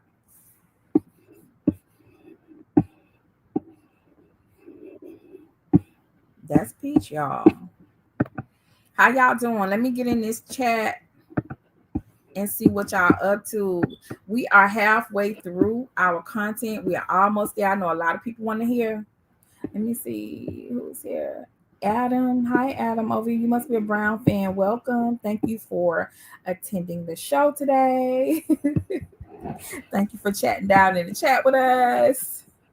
Kay Hayes say you've heard of her on these YouTube streets. Mm-hmm. It's okay. You ain't got to know nothing about it, but I just wanted to give her flowers today and let her know that her work does not go unnoticed. And she is and there are some people who are proud of her. Yep. Welcome, Matt. How you doing? Yep. Kelly Price was fed up with them women, but it's unfortunate that some people, they just are very negative. The potluck with Dr. Princess. How you doing, sis? Samia say, I love those type of vloggers. Yeah, it's interesting. Listen, you learn, you just get caught up in it, but you know the children, you know their names, all that stuff. But I just love the type of mom she is. Hi, Matt. Happy Monday, beloved. That's my brother Matt down there, y'all. Thank you, Toya. Tanja. Yes, ma'am. Y'all saw Tanja say hit the like button. I don't have enough likes. Y'all can y'all share my video, please? We about to get into our let me see what we are on my agenda. We are about to get into our main topics for today. We are about to get into our main topics. Oh, okay. 2 more topics. So, y'all, I told y'all my perspective is not like many others, and I think y'all know that by now. So the internet has been consumed and inundated with one, Sean Puffy Combs for a while, and last week, Nicki Minaj and Cardi B. Listen, I want to talk to us, the village. Greetings, Big Worm. Oh, thank you for being here. Thank you for being here. And to me, I don't follow any of those young ladies. I listen to the music. Yes, I have a guilty pleasure, and it's rap music. Okay, now y'all know I'm not perfect. Okay, so yeah, I might quote a line or two. You know what I mean? I might vibe to the music every now and then. But however, I am not what they call a barb. I'm not a barb, and I'm not a part of Barb Gang. So no disrespect to anybody here who is, but I have to have a real conversation about the quality of things that we allow our children to consume. Because if I had to choose between Nicki or Cardi B as a mentor, as someone that I would let my daughter or nieces or any child, for that example, be exposed to, be it their music or their internet persona, it would be a HELL no. No, no, no, no, no. For as long as I can keep them away, I would. And the internet was divided for days. You had people defending Cardi B, you had people defending Nicki Minaj.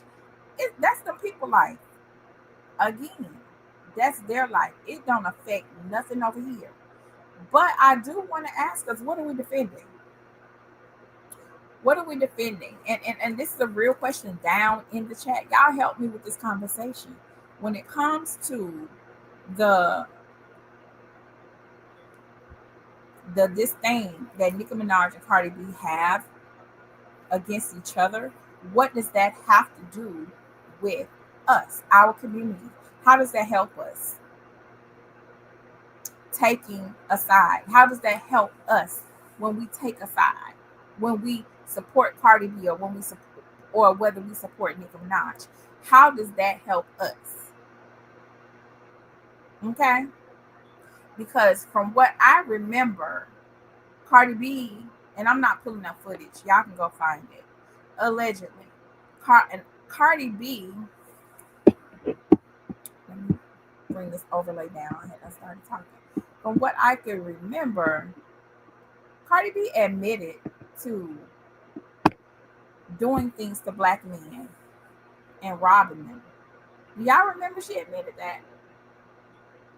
that she would medicate black men then rob them? Do y'all remember that? Do y'all remember Cardi B referring to black women as black babies as monkeys and black women as roaches? Do y'all remember that? And the last I checked, Nicki Minaj does not identify as a black woman. She always says she's Trini. She's Trini. She's Trini. She's Trini. Okay? And if I had to tell my daughter this is who I want you to study, it wouldn't be Nicki Minaj or Cardi B. Okay?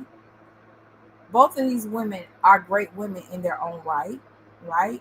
They're slowing down in life. They're deciding to focus on family. That's good. But look at the thousands of girls and young women who they've influenced. Let me try not to go too deep. Influenced to adopt a persona of a loose woman. See, when we're talking about the minds of children, of our young people, what are they listening to? Who are they following? Now, if anything, I'll be like, y'all better look up, see what Rihanna doing. Rihanna handles her business. She said, forget music. I'm going to focus on building an empire. If I had to focus on that. But Nicki Minaj has some questionable decisions. She decided to marry somebody who has such a dark history attached to him. I'm not saying he did anything or not, but what does that say to young girls? That they should go find somebody who has such a riddled past, a criminal history, and then that's my husband? I don't know. What message does that give to our young girls? Would you want your son and your nephew to show up at the next family cookout saying, this is my woman? Cardi B is currently married and pregnant from her boyfriend. So you want your son to come home with a Cardi B, pregnant with his baby, knowing she got a husband? These are real questions. I need y'all to be in my comments. I need to hear. I want to see what y'all got to say.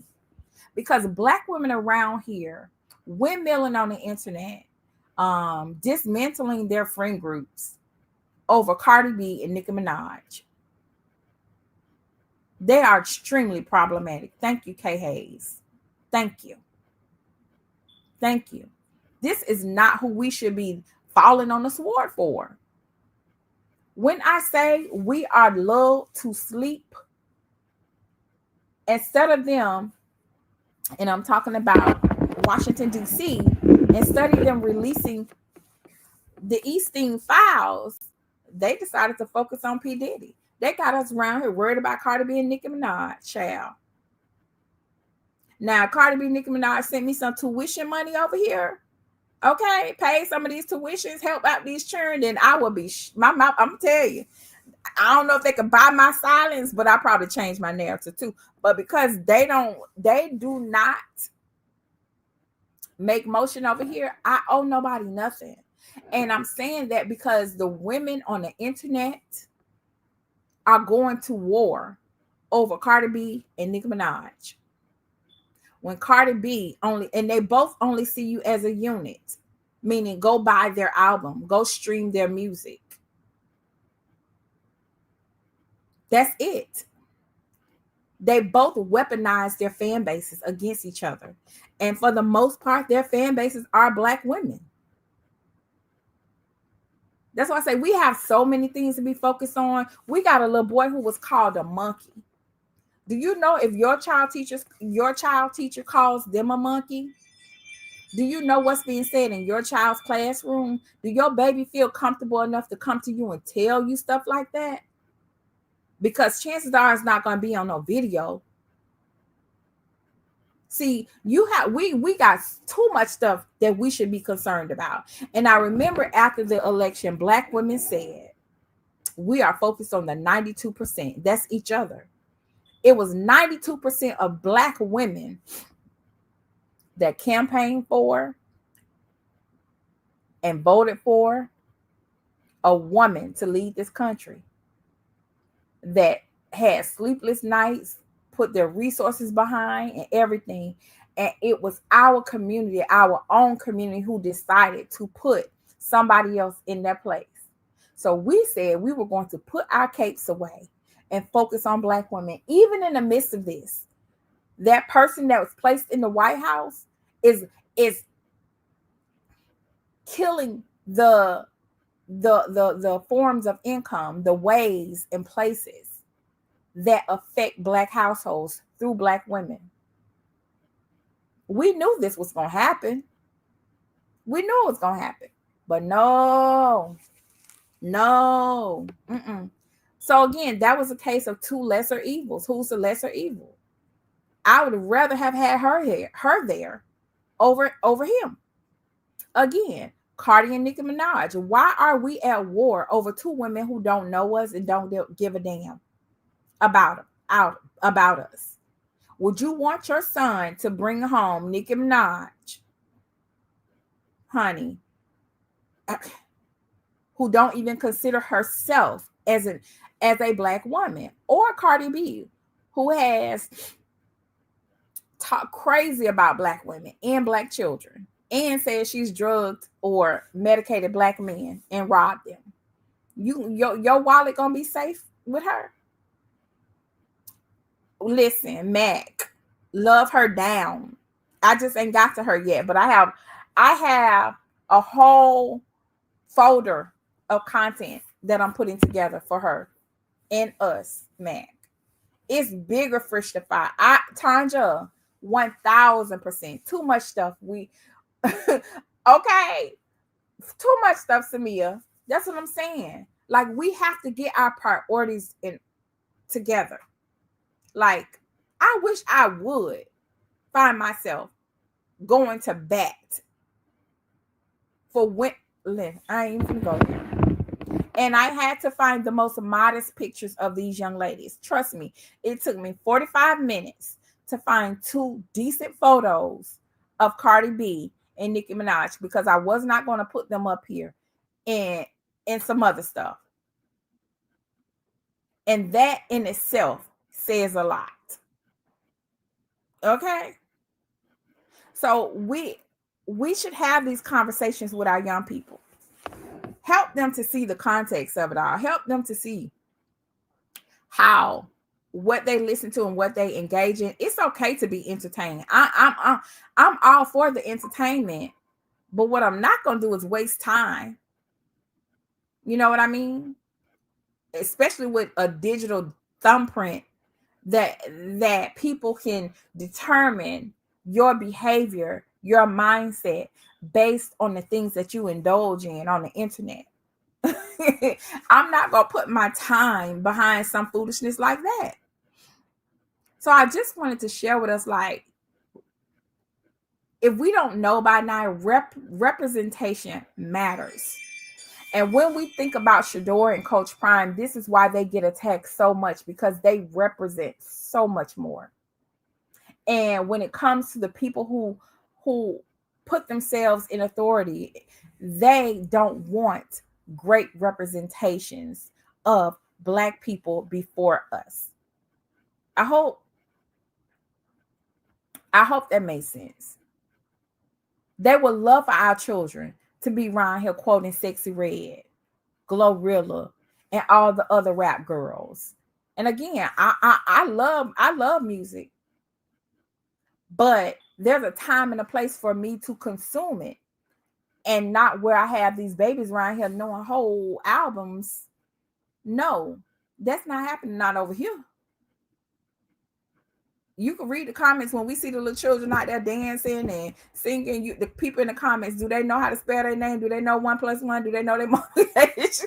I'm probably one of those people in the comments. And then you hear the people talking, they just having fun. They're just having fun. It's fun now until your daughter, when she gets 11 and she refuses to wear clothes that are appropriate, or she's altering her clothes because she wants to look like, who she want to look like? She want to dress like one of the little rap girls. It's fun now until your 4-year-old, now he's 12 and he's round here configuring his toys to look like Glocks and other machinery. Okay. Or some 4-year-olds now, they right here, they'll pick up a pen and point it at you and act like it's a machine weaponry. Come on, y'all know I'm telling the truth. It's because of the images that we put before them. Nicki got a song where she said nappy-headed hoes. Who y'all think she talking to? Now, Nicki, I respect her penmanship. I really do. I love how she put together her words and how she put it, and she ride a beat. I'm not trying to tear any of these women down. Nicki is, if I had to choose the artist that I prefer, it would be Nicki Minaj, right? But who was she referring to when she said nappy-headed hoes? What culture is known for some nappy hair? And why do we gotta be hoes? I'm asking y'all some real questions. Come on now. Y'all right. I need to see y'all show up in the comments, because I can't be the only one that thinks and feels like these are the wrong images that our children, and if your child is on Instagram or Twitter, you better believe they following some foolishness. They following Megan Thee Stallion. Megan got a new boyfriend. I don't know if it's a real relationship, but she's still around here throwing tail all over your phone screen. Like, once you get a man, those antics, I thought, supposed to be a little bit subdued. Child.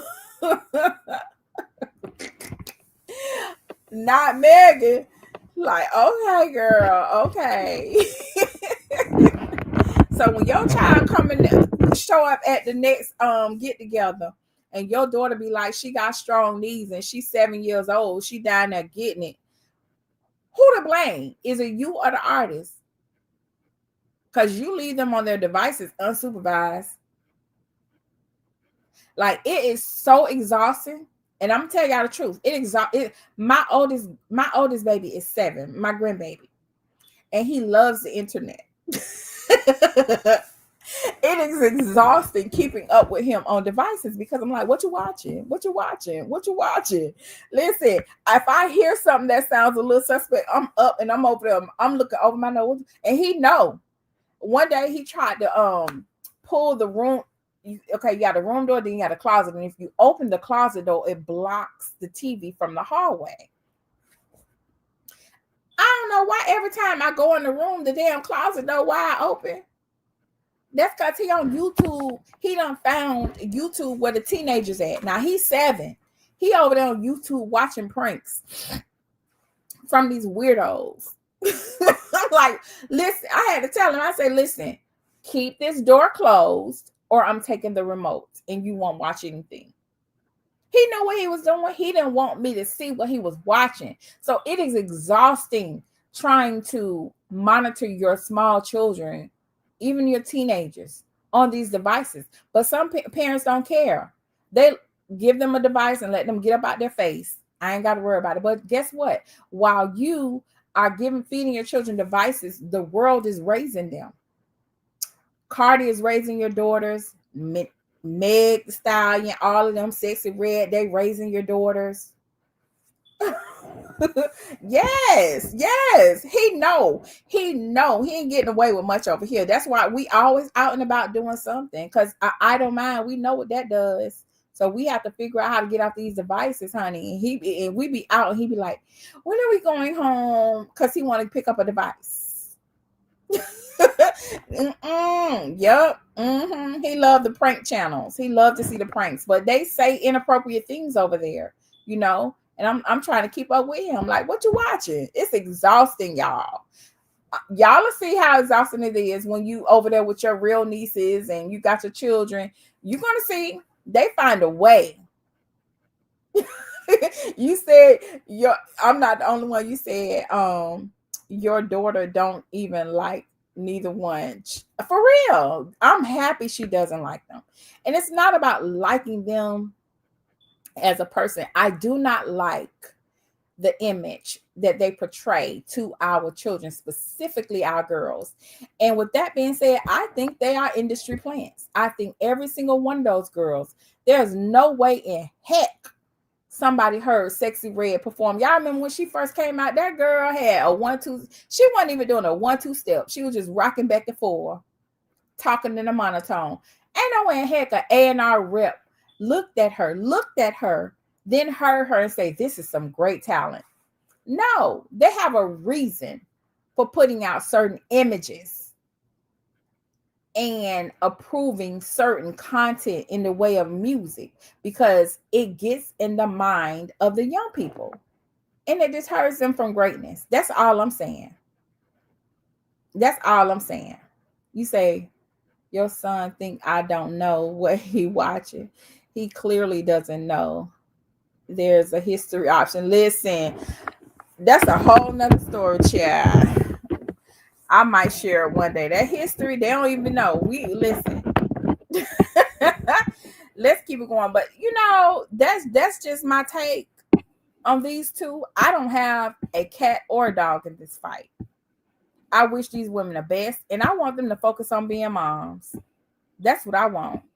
That's what I want for Cardi B and Nicki Minaj. Focus on being a mom. Now, let's get to y'all boy, Sean Combs. Now, somebody sent me this the other day. They said that this should have been the judge for Diddy. They sent me this and say this should have been Diddy judge. Maybe he wouldn't have got 50 months. Maybe he would have had some leniency on him because he understands. So in this clip, it says jailed 3 times. This young man later became a Pennsylvania's youngest judge at 27. People, when I tell you the internet play all day, they say if Diddy would have had this judge, he would have been free.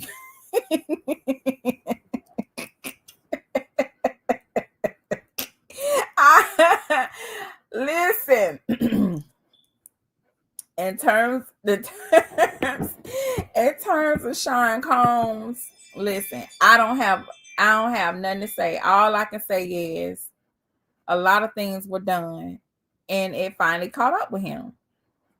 Now, do I think he should be doing time for the Mann Act? No, because clearly those women were, you had one woman who was, setting up the appointments, the other woman, and they both admitted to it when you come to the evidence.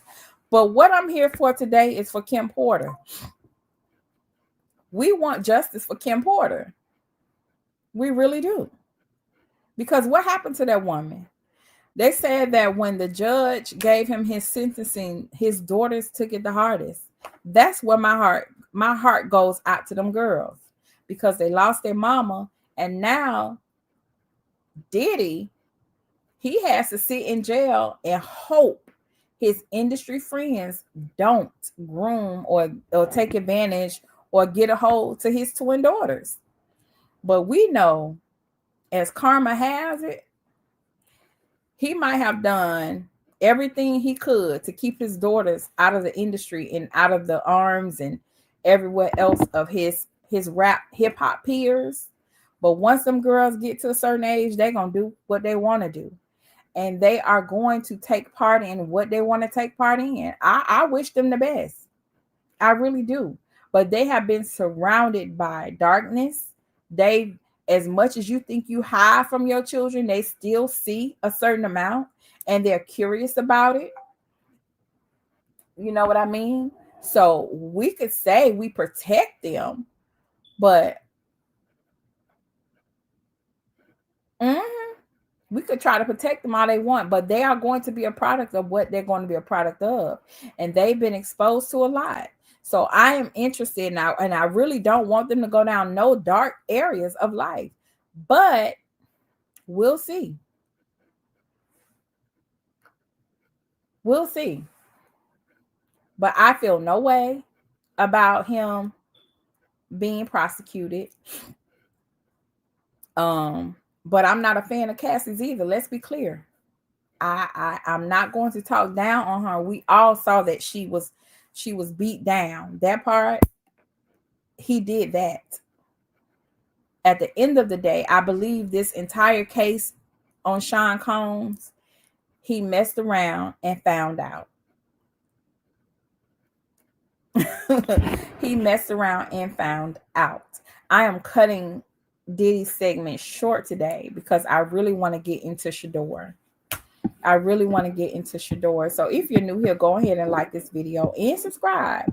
I'm going to cut the Sean Combs story out because I have so much I want to cover with Coach Prime and Shedeur, and we can come back to that, or I might do a later video on it. But y'all, how y'all feel? I'm checking on the CU fans. How y'all feel? Let's do a temperature check.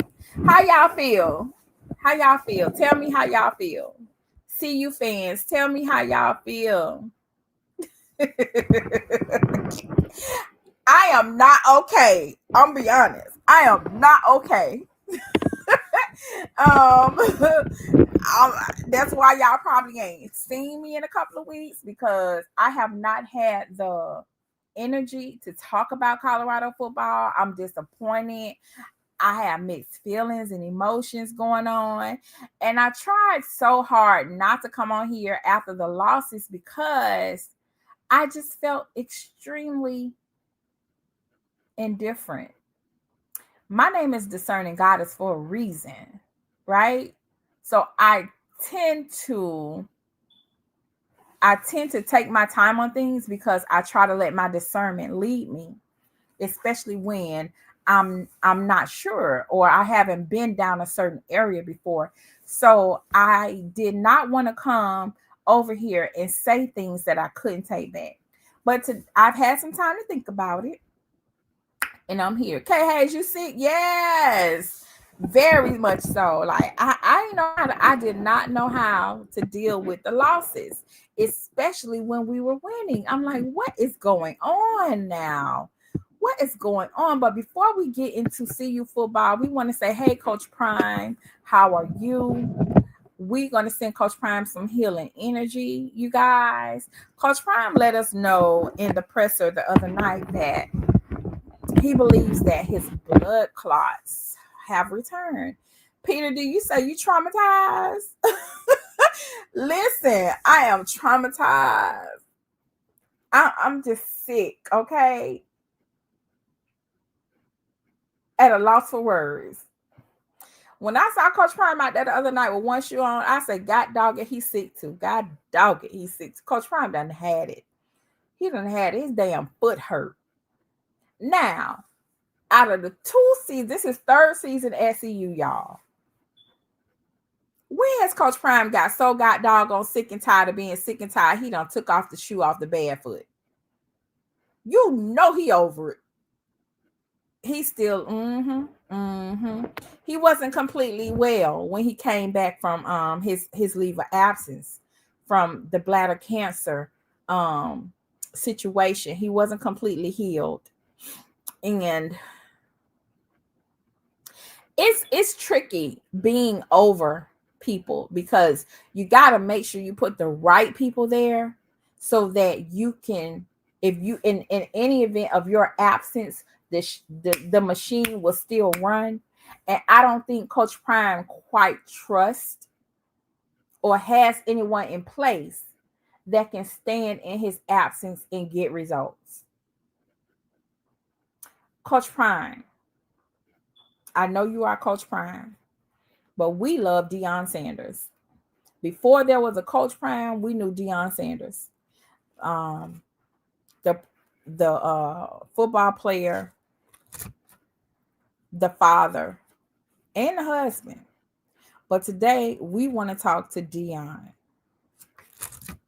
Okay.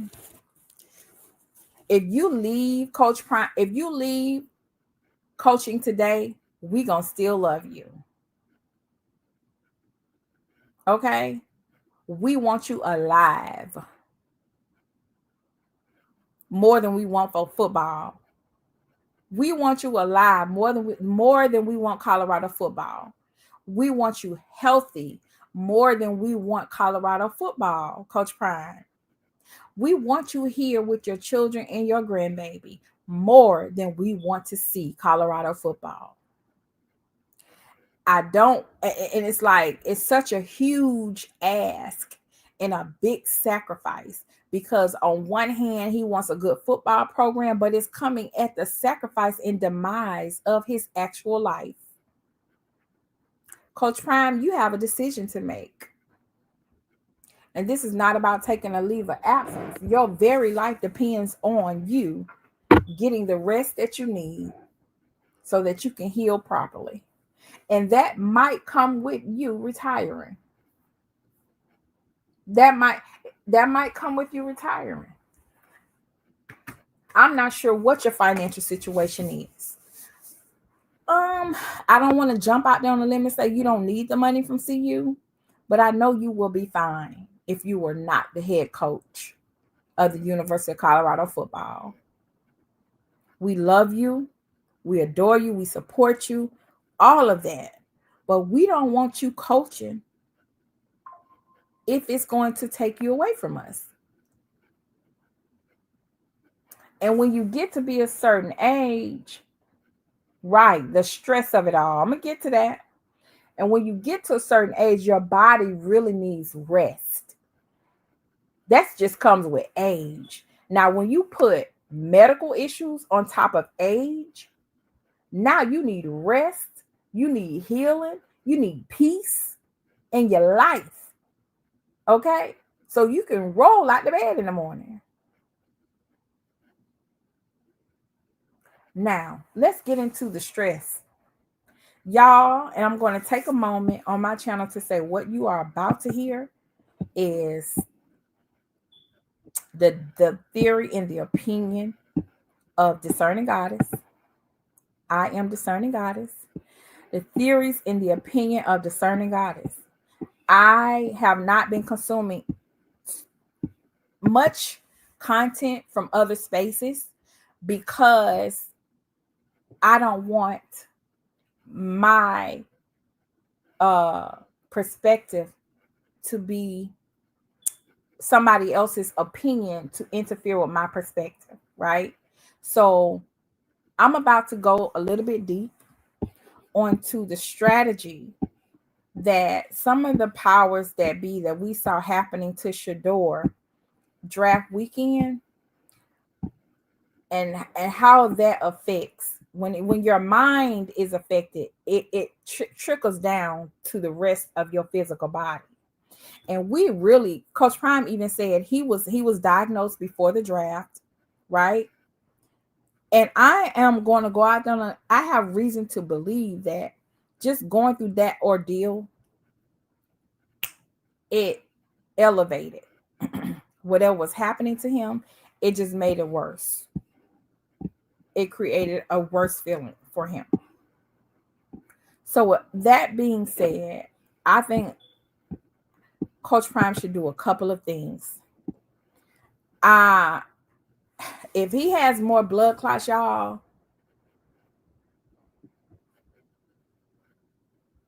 Okay, Tony said, I believe he came back because of the narrative about he would leave after his sons were there no longer. And to me, when his bladder cancer came up, that was the perfect time. Absolutely. Absolutely. Because listen, y'all. Oh God, I'm filtering. This is why I must. Can y'all join my membership real quick so that I can have real conversations? Briefly and let it go. Hold on. Let's get the elephant out of the room. I don't want to talk about this too long. I'm going to just talk briefly and let it go. Let's get the elephant out of the room. I don't want to talk about this too long. I'm going to just talk briefly and let it go. Can y'all join my membership so we can talk about the elephant in the room? I be wanting to say things, so out here I be filtering a little bit, but I be wanting to say a lot of other stuff Let's get too. the elephant out of the room. I don't want to talk about this too long. I'm going to just talk briefly and let it go. So Coach Prime, we're about to get the elephant out the room. Here's my theory and some of my discernment is telling me some things. So Peter said Tyler is worried about Coach Prime. He saw his old coach. Yep, he did. And he's been with Coach Prime since. Yes, absolutely. How do we join? Hold on, Samia. I'll give you the link. Yeah, so here's the thing. Whew, let me see where I'm gonna start. This is why Coach Prime, if you're going to remain coaching, I need for you to take a few measures. I want you to get a nutritionist and an herbalist. A nutritionist, somebody to plan your meals and possibly prepare your meals. I hate that you eat at the school cafeteria. There are too many people in that kitchen. And we know that food is a healing process, is medicine. So with a holistic nutritionist that is also an herbalist, they can give you the foods that are going to heal you from the inside out. Things that respond to your blood type, foods that respond to your blood type, foods that won't agitate any of your illnesses, foods that work with everything that's going on with you. I don't think you should eat anything out of the cafeteria. I'm sorry, I know that's a broad ask, but if we could just start there. On top of that, I don't trust all them people in that kitchen. I know you love Chef Carl and all that stuff. Yeah, that's good for the players, but that's not good enough for me. I want you to have a different person taking care of you when it comes to what you eat. And I need for you to be obedient, Coach Prime. You don't even look like yourself. You have these dark circles around your eyes. Clearly, you're not getting enough rest. But however, with the right green juices, we can clear all that up. One day I might come on here and do what Coach Prime should eat for his health. I might do that and present to you all a meal plan for Coach Prime. Y'all think I should do something like that? Let me know in the chat. Should I do a video and present Coach Prime with a meal plan and a list of natural items that will help him recover? But with all of that, he still needs rest and he still needs peace of mind. So with that being said, y'all know how this industry works. Before I get to Shedeur, we're going to talk about Kaidon Salter. We just lost a game that we were winning 35-21. Y'all, I don't spend too many Saturdays and a Friday sick from losing. So thank you, Peter. I'm going to do it. I'm going to work on it. And prior to the season starting, depending on what content creator you're listening to, you would have thought Kaidon was the answer. He was the answer. It was plug and play. He was gonna step right in and pick up where Shedeur left off. He is, listen, depending on which content creator you listen to, you'd have thought Kaidon was that guy. I looked at his videos, all that stuff. People had us hyped. You said the chef was making a green drink for him because we were on him about taking blood thinners and too much green drink. Yeah, chef he's not a medical professor, honey. He got too much sodium back there on that counter for me. That's the thing that worried me the most is the processed foods. Like, that's gonna put us in the grave faster than running into a robber. But you said, yes, I expected so much more. Listen, we're going to talk about it. That's why I asked y'all, how y'all doing? I am not okay. And I don't know if I'm a fan today or auntie. So I might go back and forth between a disgruntled fan and an auntie that's going to tell the truth. But I have some questions for Kaidon. Now, I saw the news clip where you said why you chose Colorado, because you wanted to be seen on a bigger stage. You wanted to get the exposure, right? You wanted that exposure. You said your brother played for Coach Hart, and you didn't play for Coach Prime in high school because Shedeur was the QB for Coach Prime, and you did not want to be QB2. I think that was a terrible move. I think that was a terrible decision. I don't know who helped you make that decision, but it's neither here or there. We're here now. Kaidon. I would love to know what's up with you. At this point, you don't, after that TCU game, if y'all saw that last Warlock video, Coach Prime told him what was about to happen. Coach Prime told him what to do.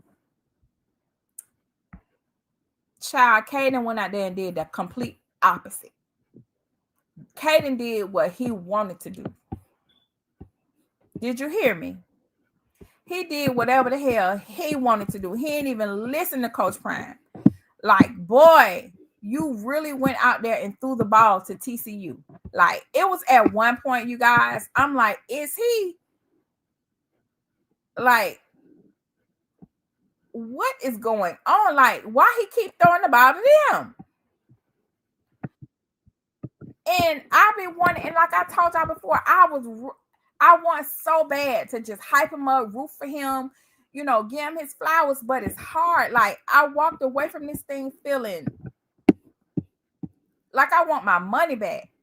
Like somebody done took my money and I want it back, and I know who got it, and I'm going to get it. That's how I feel. Like I done got robbed, and I know who got my money, and I'm going to get my money. Kaidon, what's up? From what I understand, it was between you and Otis where most of the money went, okay, to get y'all to come to see you. I could be wrong, but you have been compensated $600,000 to $700,000 to come to see you. And I feel like y'all, we done got finesse. I'm just be honest. We done got straight up finesse out the collective pot, baby. And I know the people who approved that check, they mad as hell because you ain't gave us nothing.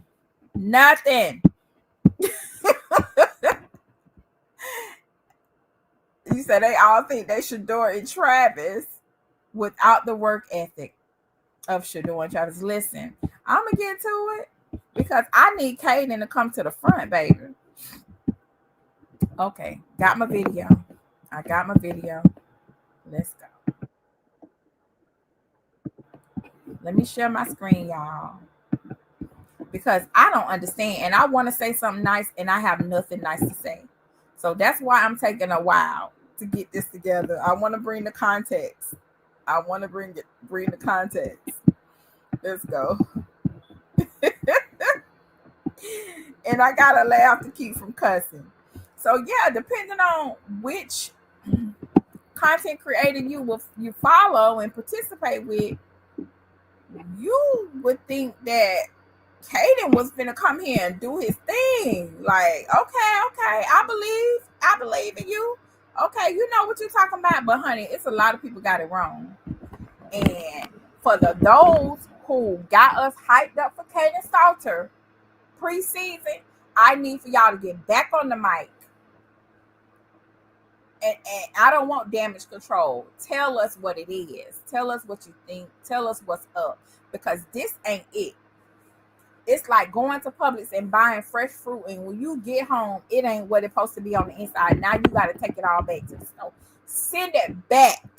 I want a refund. I want a redo on this whole season. I don't like it. No, Kaidon, this ain't working. This ain't working. Baby, this relationship is over. Don't call us. Don't try to contact us on the internet. Don't send us no DM. Just leave us alone. We want out. Leave us alone. Like, I literally want to break up with Kaidon. I want to break up with Kaidon. I want Coach Prime to block him. Kaidon, your services are no longer needed, beloved. Thank you. Thank you. Thank you for all that you've done. Thank you for your effort. Thank you. And no thank you at the same time. On this video, listen up. You got time. No. Coach Brown was telling him, you got time.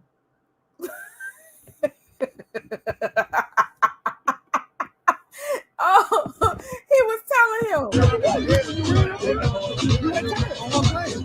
That was the wrong play. He said, leave. 2 minute warning. That's enough. So after this.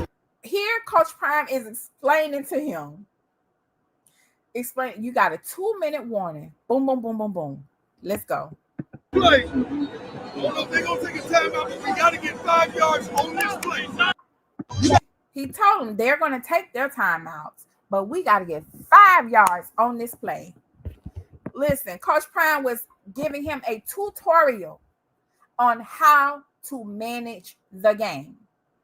When I tell y'all, Kaidon went out there and did the complete opposite. He went out there and did the complete effing opposite. And I'm trying not to say cuss words. It's daytime still. I need for Kaidon to explain to us what in the hell happened at that TU game. I've been had questions, but I have been reserving. Because I want to be a good auntie. You say they had you hyped up for sure? Absolutely. Listen, had you hyped up and ready for Kaidon, thinking he, telling you he was going to be the next best thing to Shedeur. We good. We secure. The season is this. We got Kaidon. Okay. Listen, that's why y'all ain't seeing me in nobody chat. Because I'm pissed off to whoever in these content creator world done sold us Kaidon. I want my money back. I want my viewership back. I want all my likes back. I want everything back. Because how dare you get us ready for this bullshit?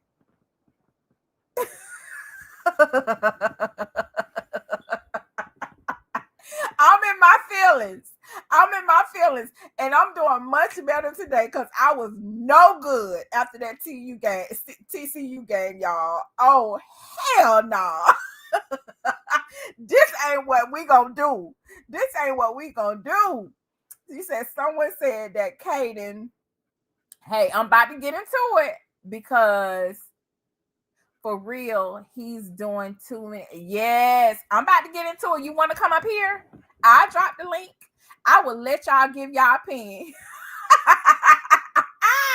Welcome to the chat, Jermaine Mills. Welcome to the chat, because we about to get into this bull crap. Because ain't no way in hell somebody saw Kaidon and said, yes, this is our next quarterback. Listen, and I don't even have, oh my God, I'm trying. Oh, Jesus. Okay, so yeah, Kaidon, I have questions, baby. Who sent you? Who sent you to play for Coach Prime? And to Coach Prime and Rick George, forensic auditor. 2 words. Forensic investigator. 2 words. Forensic. I need for y'all to check people bank accounts for large sums of money. This is how I'm feeling. No disrespect to the Salters, but I need answers from Kaidon or somebody from Kaidon's camp, because you done went out there and threw away at least 3 games. But this last game, you threw that away. And the sad part about it, you was in your hometown, in your home state, and you played like that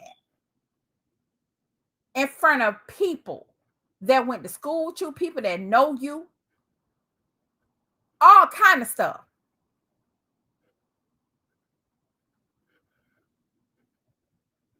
So I need for you to answer some questions, because what I do know is this: we ain't gonna never be able to replace Shedeur, and that breaks my heart, because Shedeur is definitely, everybody was saying Travis was generational, but Shedeur was an extreme refreshing blessing to have as a quarterback. So this is what I know about leadership. When you have somebody in your office, on your team, for those of us who are team leaders, managers, project managers, directors, and stuff like that, and we are held accountable for outcomes in our perspective places, we automatically know that if I have a disgruntled employee, if I have a disgruntled person on my team, chances are they are going to underperform because they're unhappy with me or they have an issue with me. So I hope that Kaidon's, hold on, y'all, my neighbor texting me. I gotta make sure everything all right outside. Ooh, Lordy, hold on.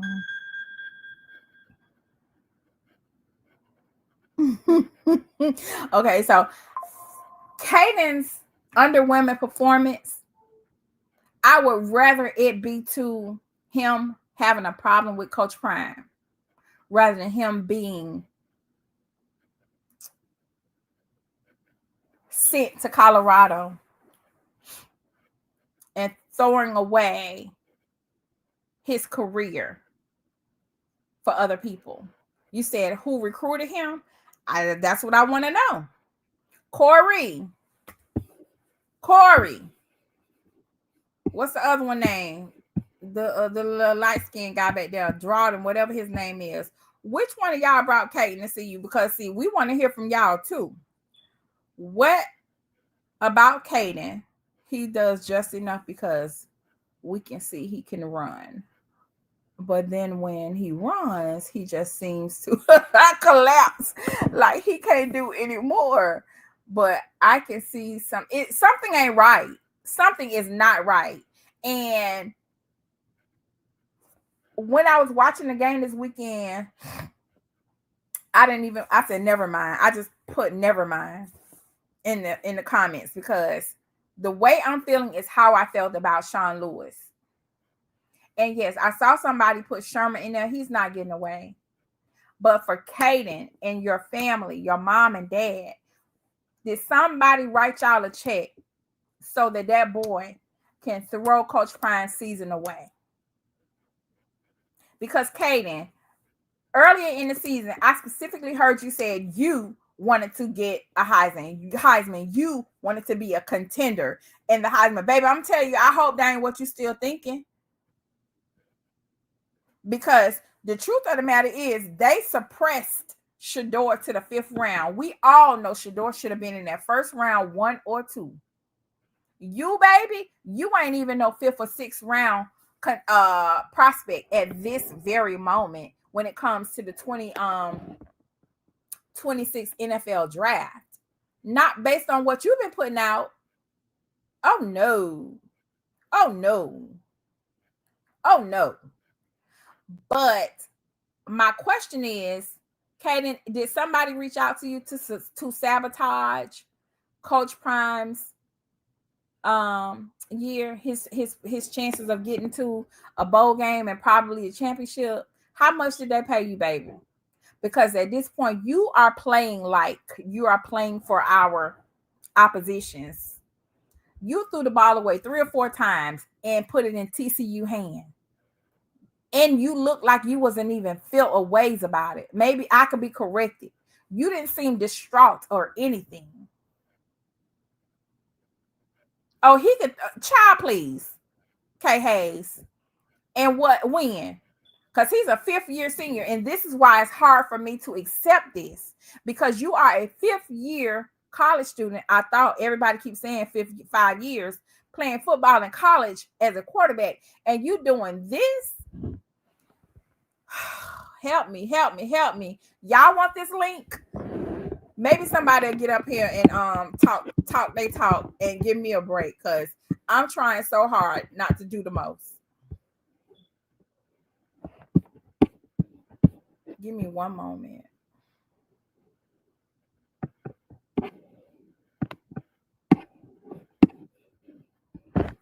Just know I'm about to drop this link. If you come up here on the backstage, I just want you to open up your camera so that I can see you are a real person. But you do not have to be on camera, simply because I am not on camera. But when I start doing my shows on camera, everybody has to be on camera, okay, to be on the stage. But if you want to come up and give me your perspective, and we're going to go after this, we're going into Shedeur's segment. If you want to come give me your perspective on Kaidon Salter's performance, and what is the energy telling you? What type of energy you feel? Check in with me. How you feel? Are you okay? I'm not okay. I want my money back. I want my ball back. I want it all back. I want for all of you content creators who scammed us, had us thinking that Kaidon Salter was that dude. I want my likes back. I want my engagement back. I want it all back. I am done with Kaidon Salter, okay? And Kaidon Salter almost got a lot of you just unsubscribe from. That's how pissed I am with this and how this is turning out. Now, I did unsubscribe from about 4 channels. I ain't going to tell you which ones. But they tried it. Y'all scammed us with this Kaidon Salter shit, and I don't appreciate the product that he has put out and what he showed up to be. And as subbies, some of y'all are considered to be football aficionados or whatever you call them. And y'all sold us Kaidon Salter, but y'all did not come back to correct this mess. And I want to hear your mouth. I want you to talk as heavy as you did to get your content trending in the algorithm. That's what I want. I'm pissed out. Somebody needs to pay.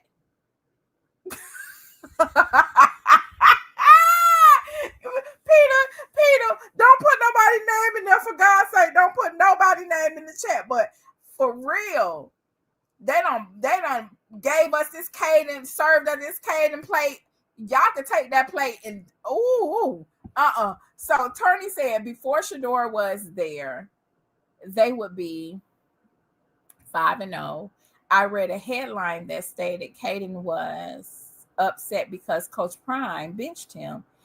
And I'm like, why? Because it was what was best for him. Right. It was so many people. When I tell you, the fan base started fighting when Coach Prime benched him. But I bet them people who was mad that Kaidon got benched, how y'all feel now? How y'all feel now? I want to see them same people talking shit on the Twitters and everywhere else. Excuse my language. When Kaidon got benched, they turned on Coach Prime. He was every N-word in the book. I'm telling you, because I heard it with my own 2 ears. K Hayes, I don't feel bad now because I did the same these days. Y'all, in my feelings, you hear me? In my feelings. Oh my goodness. Listen. But yeah, let's get So yeah. So I know the real question is, Kaidon, I hope that you didn't sell your soul, or your parents didn't sell their soul. Because at this point, we don't even know if you're gonna be drafted. So some of the here's what I teach my group. Be very careful about people who are down on their luck, who need money, because you don't really know what they'll do, you know, to you or against you, because they are hard up for money. Coach Prime, Rick George, forensic financial investigator. Look at those bank statements. Because Kaidon was playing like he had money on the game. Kaidon was playing like he hadn't been paid. Kaidon was playing like his daddy told him, you better lose this damn game or they're going to take our house. Kaidon was playing for everybody but Coach Prime. Y'all know it's true. Y'all know it's true. And I said, I'm going to get on here and I'm going to speak my damn mind. And I'm going to do it. I hope I can do it in a way that I won't be too messy. But that is what I took away from it. I could be wrong. But I see ain't now one of y'all click the damn link yet and come up here and say what it is you thought what he was playing like. Because to me, he was playing like somebody on the other team. And I'm sitting here like, I know you lying. I know you lying. This is not our quarterback. So Coach Prime, back to Coach Prime. Coach Prime,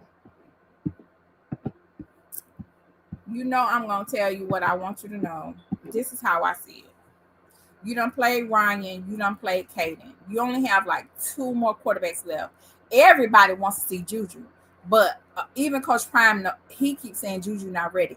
Juju going to have to get ready. Juju, you got to stay ready so you don't have to get ready. You and your daddy need to have a meeting this week. Okay? Daddy, talk to your son. Tell him he got to get out there. Now is the time. Okay? Because we ain't fooling around. We ain't wasting no more damn time with Kaidon. We don't want to see Kaidon on the sidelines. We don't. When I saw how upset and disappointed Omarion's face was when he threw away the ball, you done pissed off one of the most quietest people on the team. Okay? Omarion don't mess with nobody. So, Daddy, you and Juju need to get on the phone and you need to talk him up off the bench. Tell him it's his time. Okay, so if Juju is not ready, Bucket Ben told us Ponder was him. Do y'all remember? Bucket Ben told us that Ponder can throw that ball. I ain't gonna say what Bucky said.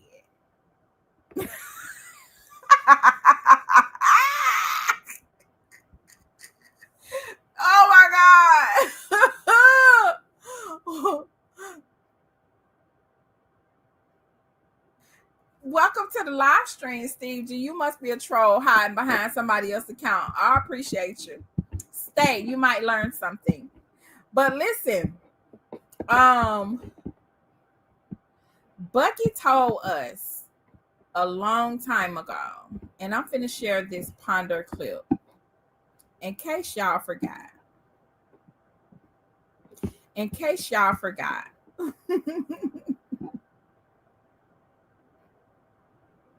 Yeah, it's like, okay, just and this is my honest observation. Kaidon wants to be the star, but he does not have the ability to do that. Instead of him focusing on being a quarterback, he's focused on being a star. And by him underplaying as quarterback, it really takes the light off of the wide receiver room. I saw a clip where one video where Draylon was extremely sad. Like I could see it all over his face. And they are worried about their college career right now this season because they don't have a quarterback that can do his job. So with that being said, let me show y'all a video real quick. Let me just remind y'all what Bucky said.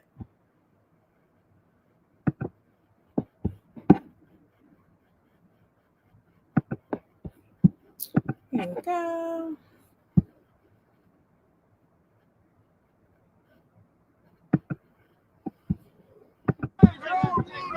Let me know. Whoa. Let me hold on. Let me drop my overlay.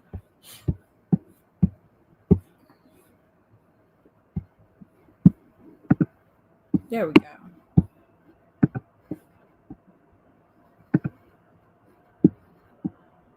There we go. Okay. Let's go.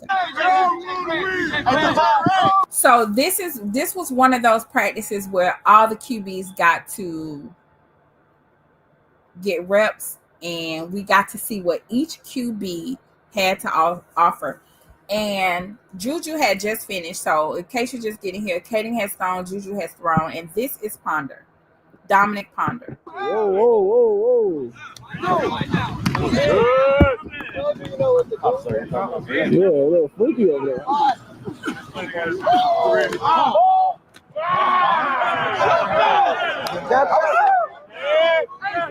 I like it, Judy.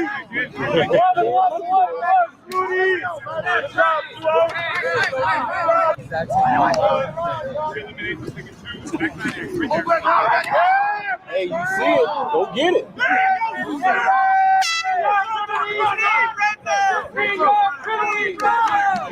Hey, man, they're throwing the hell out that hole. Did y'all hear what Bucky just said? He said, hey, that throwing the hell out that.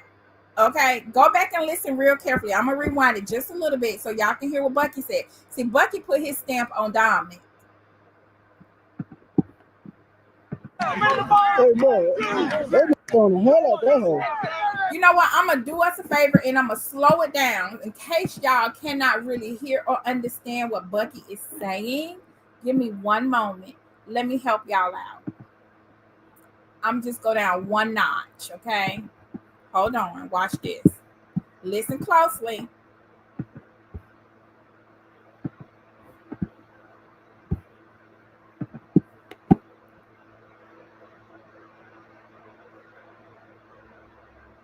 Hey, man, they're throwing the hell out that hole. That's what Bucky said. Bucky is the brother of the legendary Shedeur Sanders. So if that came from Bucky, Coach Prime, I think you need to give Ponder an opportunity. Give him an opportunity. You gave Staub an opportunity, and we got what we got. And at this point, we don't have nothing to lose because we don't want to see Kaidon Salter. Under no circumstances, we don't want to see Kaidon Salter. Damn it. Put somebody else out there. Hell, we don't want to see Kaidon. So at least Ponder is on the depth chart in the QB room. At least he in the QB room.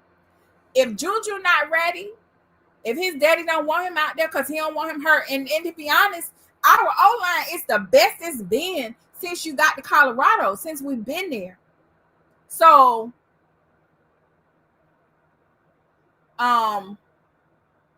let's see what Ponder gonna do. And I believe Ponder he ready.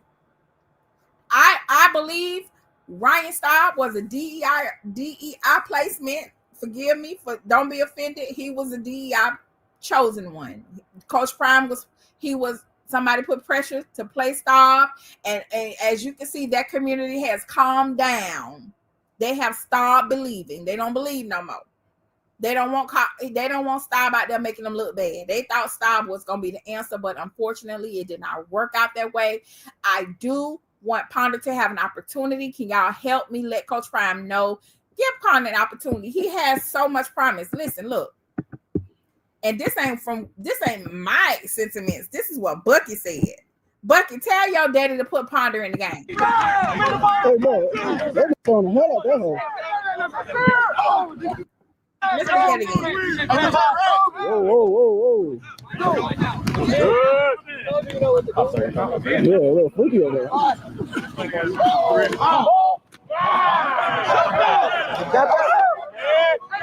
I like it, Judy.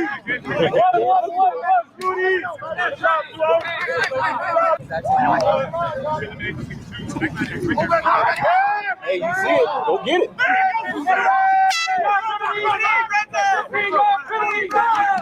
Hey, man, they're throwing the hell out that hole.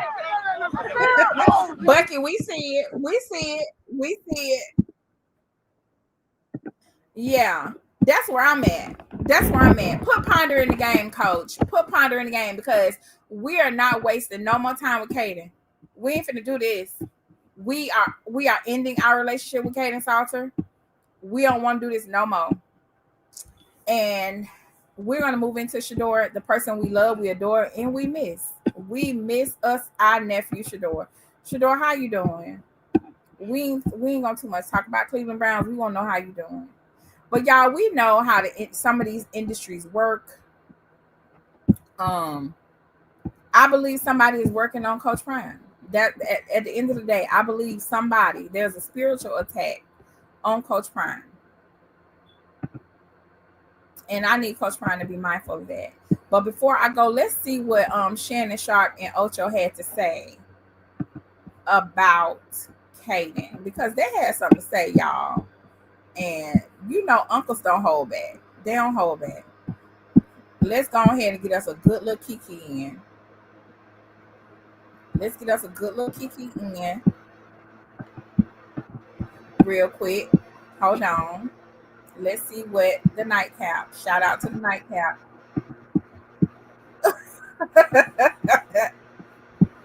Oh my goodness. Hold on.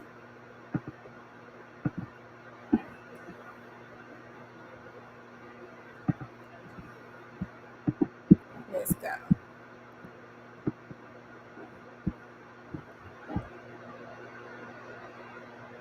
It's spiritual warfare.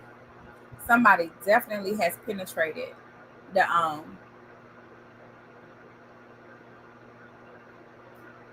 they are trying to break down Coach Prime's entire existence. And when they can't get you physically, they attack everything you love. They attack his children, they attack his image, they attack, his life's work. So yeah, he's definitely under attack. So let's see what these people had to say. Man, that quarterback, he killing them, Ocho.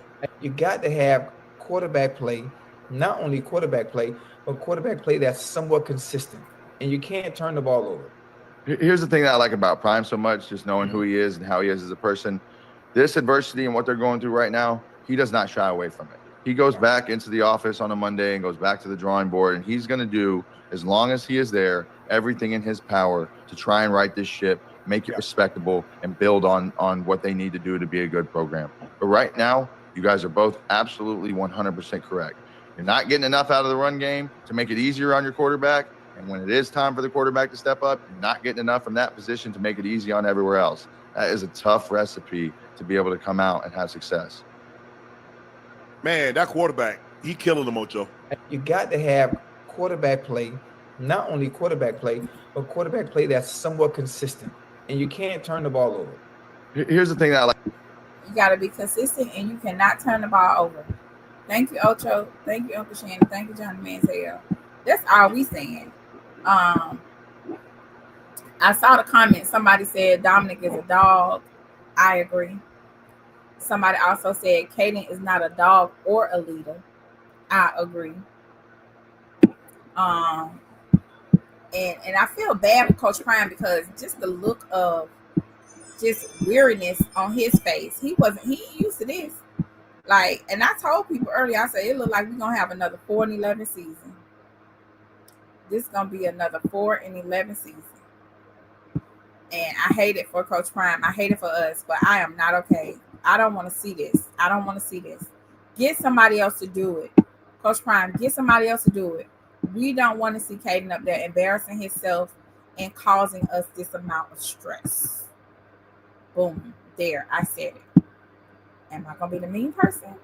Because obviously y'all don't want to come up here and help me say it. Y'all gonna make me be the mean person. Hold on one second real quick. I want to say thank you to Samir for becoming a member. I appreciate you. You are a village neighbor. Welcome to the village. I appreciate you. And if y'all just getting here, I am Discerning Goddess, and I'm just over here talking. Let me see.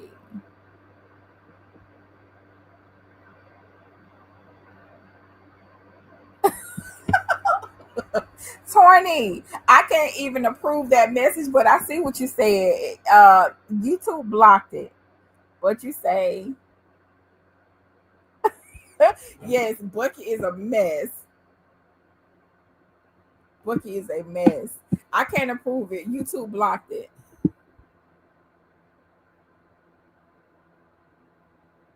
Woo, child. I done made it, y'all. I got a whole troll in my comments talking crazy to me. I made it.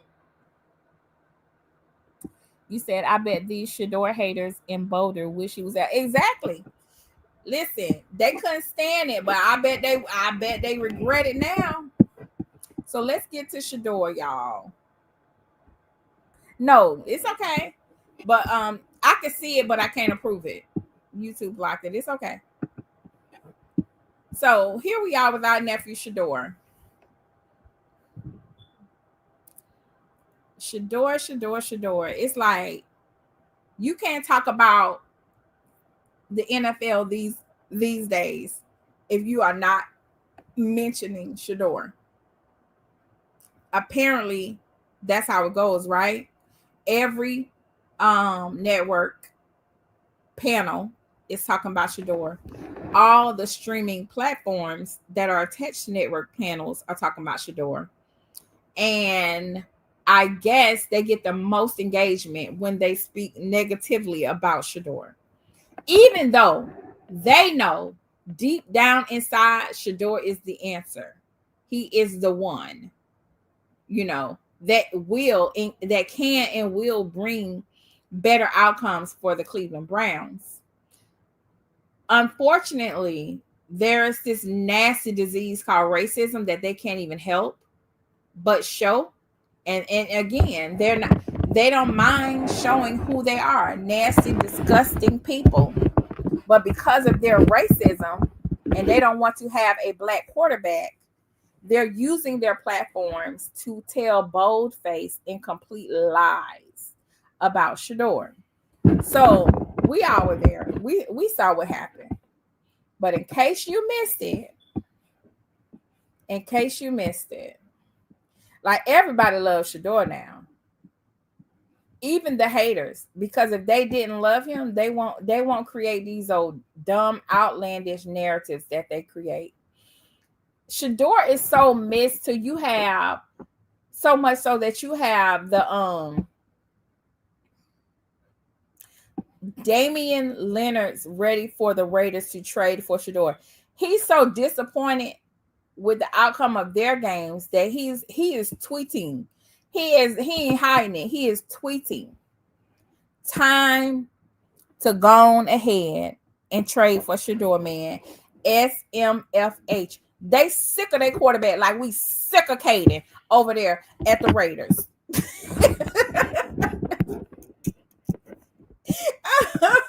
When you have NFL players right here going in on the quarterback on social media, you know they tired. They sick and tired, and they tired of being sick. I'm about to show y'all. Y'all think I'm lying. I'm about to show y'all right now what I'm talking about. Because that man actually tweeted this. And I'm like, are you okay, sir? Are you okay?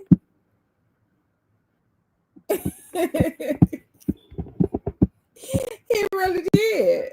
He really did. Hold on 1 second. He sent that message out there. And I would hate to be the quarterback on their team. And I see my player out there supporting a whole nother player who he's trying to get rid of my job. That's what he did. In essence, he said, we tired of you. We need a new quarterback. No, not that one. Not that one. Where did it go?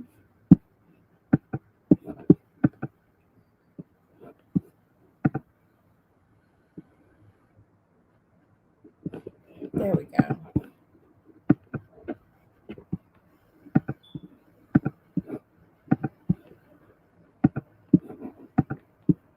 Give me a moment, y'all. Like, it's not the football players, it's the media that's creating this adverse environment for Shedeur and trying to convince everybody that Shedeur is not talented. They're trying to convince everybody that Shedeur doesn't belong in the NFL. And actually, they're just trying to convince themselves, because Shedeur's talent is, he is who he is. He is who we know he is. He is who he know he is. And everybody knows it. And sometimes a person can be such an enemy or a demon, they won't even admit the truth. And the truth is, Shedeur should be QB1 over there at the Browns. And every franchise wish, every organization wish they had the opportunity to really give him the opportunity he deserves rather than stay on hold. But because they hate us more than, more than anything, they would rather lose games than see Shedeur play up to his best potential. So you have a player from the Raiders who put this tweet out the other day about Shedeur. Said, Damian Lillard's ready for the Raiders to trade for Shedeur. Geno Smith currently leads the NFL in interceptions with so the question is, should the Raiders make a move for Shedeur? All I'm saying is, we don't want Shedeur with Cleveland.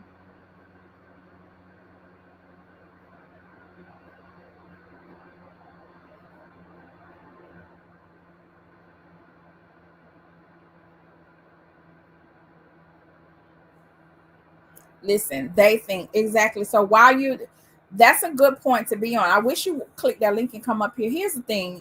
Here's my greatest fear, y'all, and I hate to go there. Coach Prime is sick. He's real sick. And he's not okay. And so we know this industry does things to people. We know this industry does things to people. And I just wish Coach Prime was more mindful of who he trusts, because he's so trusting. But the thing is, his power and potential and his influence is a threat to other people. So you heard it here first. I'm about to share something with y'all that I have never shared in another space, and that you're going to hear it here for the first time.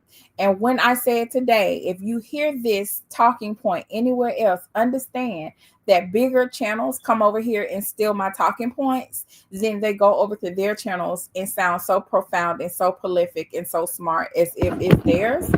But so if you hear this, what I'm about to say, if you hear this after today, understand that people be over here lurking and stealing ideas and stealing my talking points, and they go somewhere else and mention it.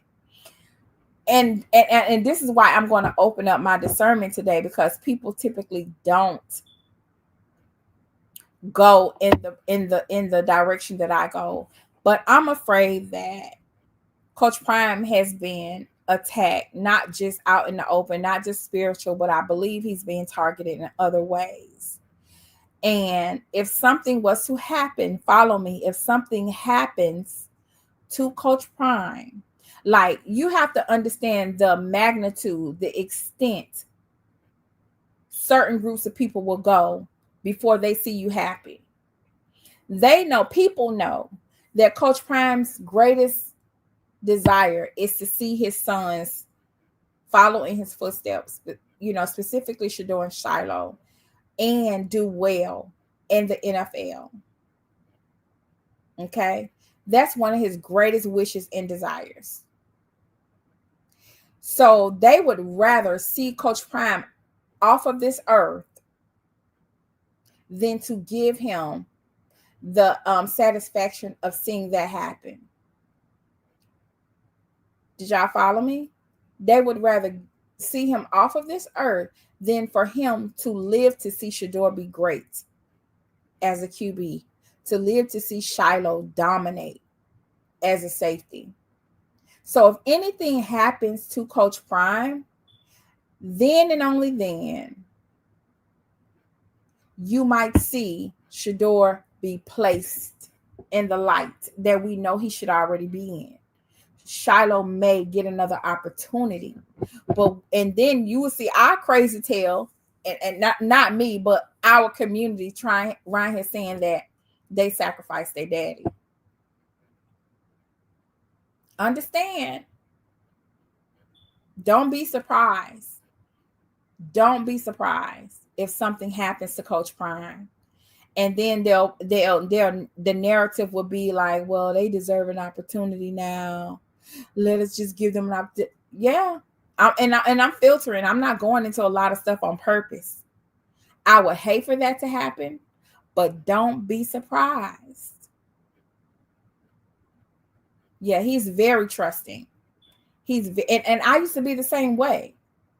But after going through a little bit of betrayal and mess with them people, oh baby, oh no, But yeah, if something happens to Coach Prime, we'll begin to say they sacrificed their dad, and then and only then will you see the NFL owners give Shedeur and Shiloh the opportunities that they should have been had.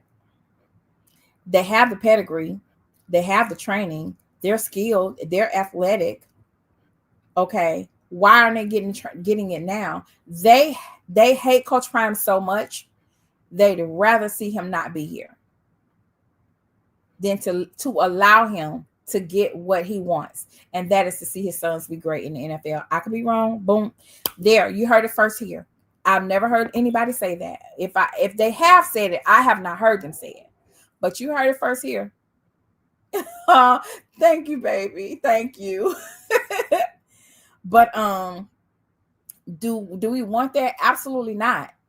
That's what I'm saying, Coach Prime. I know you want to be there at the university, but don't work yourself into a grave. If we have to watch this season and let it fall to hell, then fine. That's what we'll do. But we'd rather have you here. We'd rather have you here.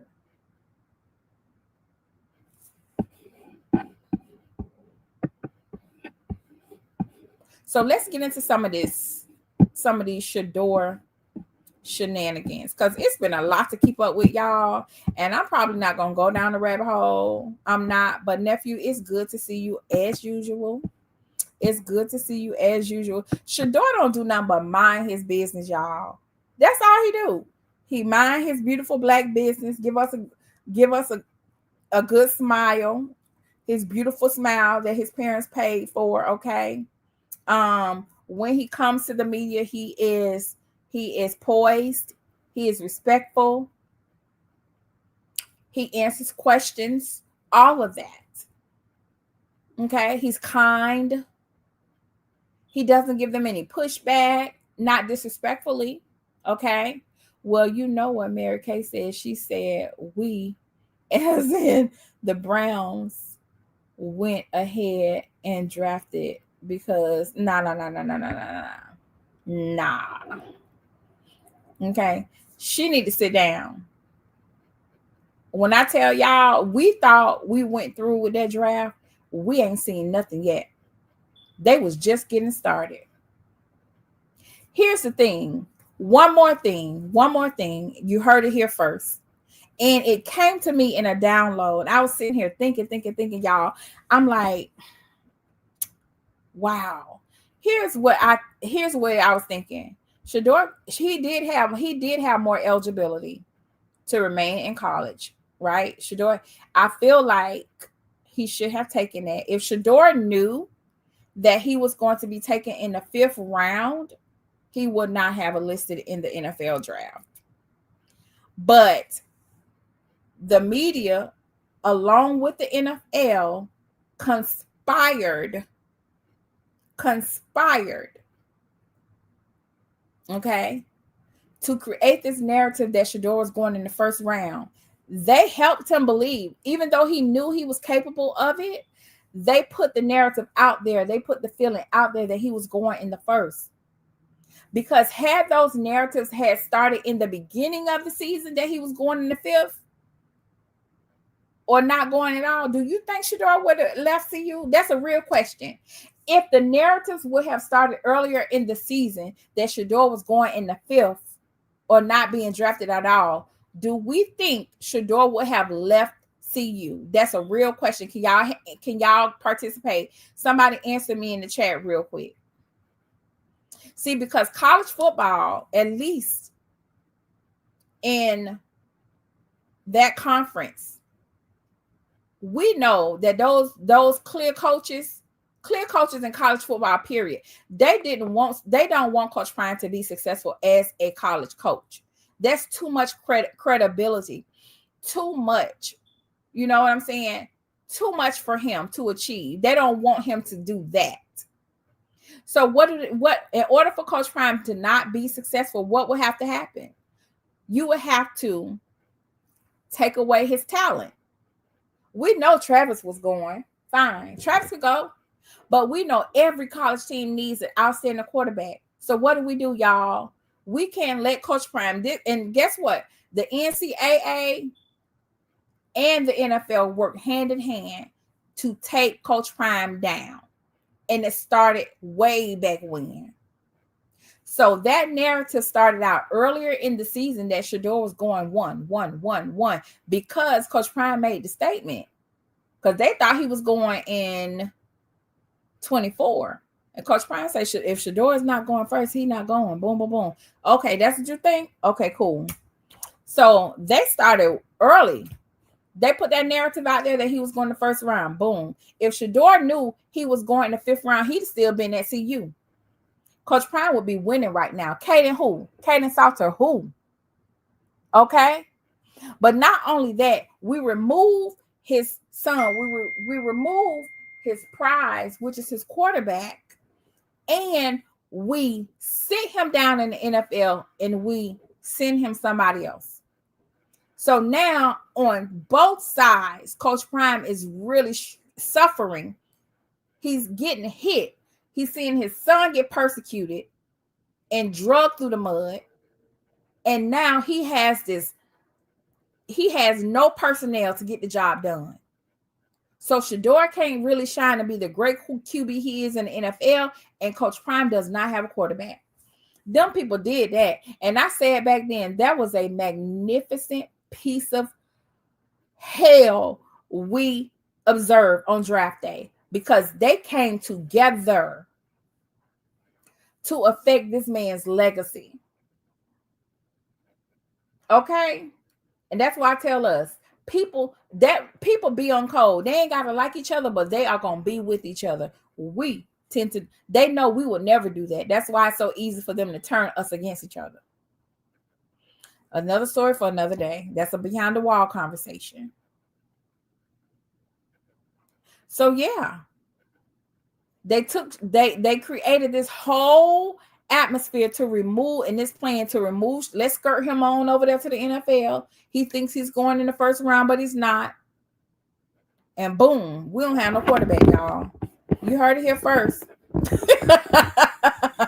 Thank you, Torney. Y'all heard it here first. So when y'all hear somebody take my theory, my perspective, and take away my opinions and put it on their platform, I need for y'all to be in that chat. Oh, okay, that's what we heard Discern say. I need y'all to be just as loud over there, because I promise you they are going to run with this. You heard it here first. This is why I don't really be talking in certain spaces, and this is the real reason why y'all don't see me in nobody's chat either, because everybody don't like the way I be talking, or they're not bold enough to admit the truth, and the truth is the truth. You can't hide the truth. Okay, I don't like my time being wasted. I'm not finna sit here and play with y'all like that. So let's get into some of these outlandish opinions. I ain't gonna talk about Emmanuel Acho. Next time, every time y'all see Emmanuel Acho on y'all TV or on y'all computer, somebody send ICE. Call ICE. He is not a citizen. Get send that man over there to handle Emmanuel Acho. Send him back to where he come from with all that mess.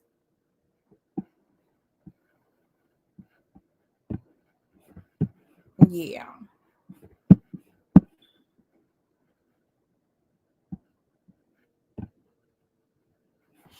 So, like I said, you can't talk about football if you are not talking about Shedeur Sanders. If he's not mentioned, they're not gonna do it.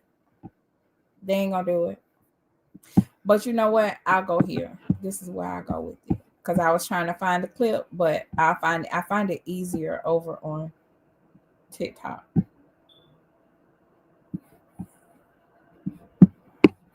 Give me a moment.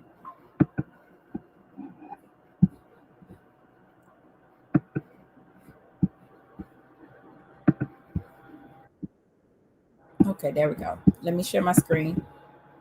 Yeah, when y'all, every time y'all see him on y'all screen, just call ICE. Send them to wherever he is.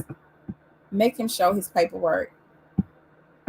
And I would never ever say stuff like this out loud, but he really makes me itch. Let's go. Rex Ryan, he didn't just pull.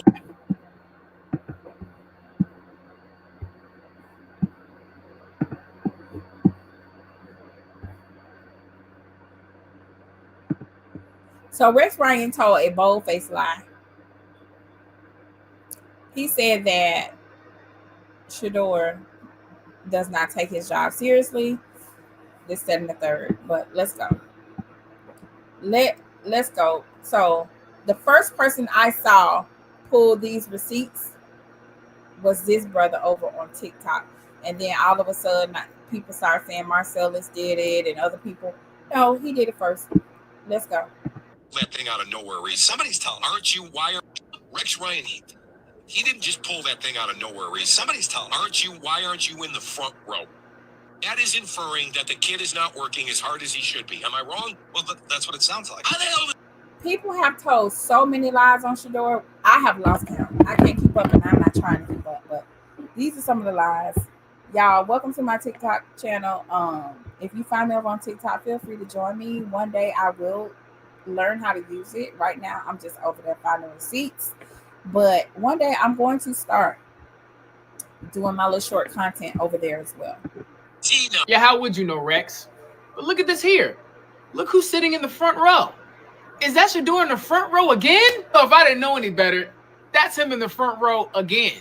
So, Rex, if you don't know, when Shedeur was a Colorado Buff, Coach Prime made every single player sit in the front row of all their classes and meetings because that's what you had to do to play for him. And he carried that same energy into the league where no one was watching, supposedly, because that's what good players do. So you went on national TV and talked out the side of your neck, talking about something you had no clue about, but you forget in this day and age, we have phones, we have proof. People tape everything now. So when you try to find some unnamed source or whatever you did, because I'm assuming you spoke on this thinking that you had some actual knowledge of it, you do know people have the ability to pull receipts. That's what we're going to do. Every time you say something crazy, we're just going to pull a receipt out of nowhere. I hope this helps. There you have it. So he done went on there and lied. Like people hate this young man so much, they will tell a bold-faced lie. And I'm with him. Every time y'all lie, we just gonna start pulling out receipts. So here's what Corey had to say. With a straight face, so y'all know I ain't playing. This is an old clip. I just saved it in my toolkit to use, but it's very appropriate right now. First and foremost, God got this young boy covered because his dad he got praying parents and his dad a praying man. 2, since he was a young small child, he done lived through this adversity, so this ain't finna be nothing new. But y'all dead wrong. 24 hours before the biggest stage of this young boy's life, and this is what y'all put out. And then y'all do me this. Whoever said this was the worst interview, check his resume. who he done developed, who he done recruited. Run that down, or did he get a job because of somebody else? And wait a minute. We have yet to see his interview process with the Giants.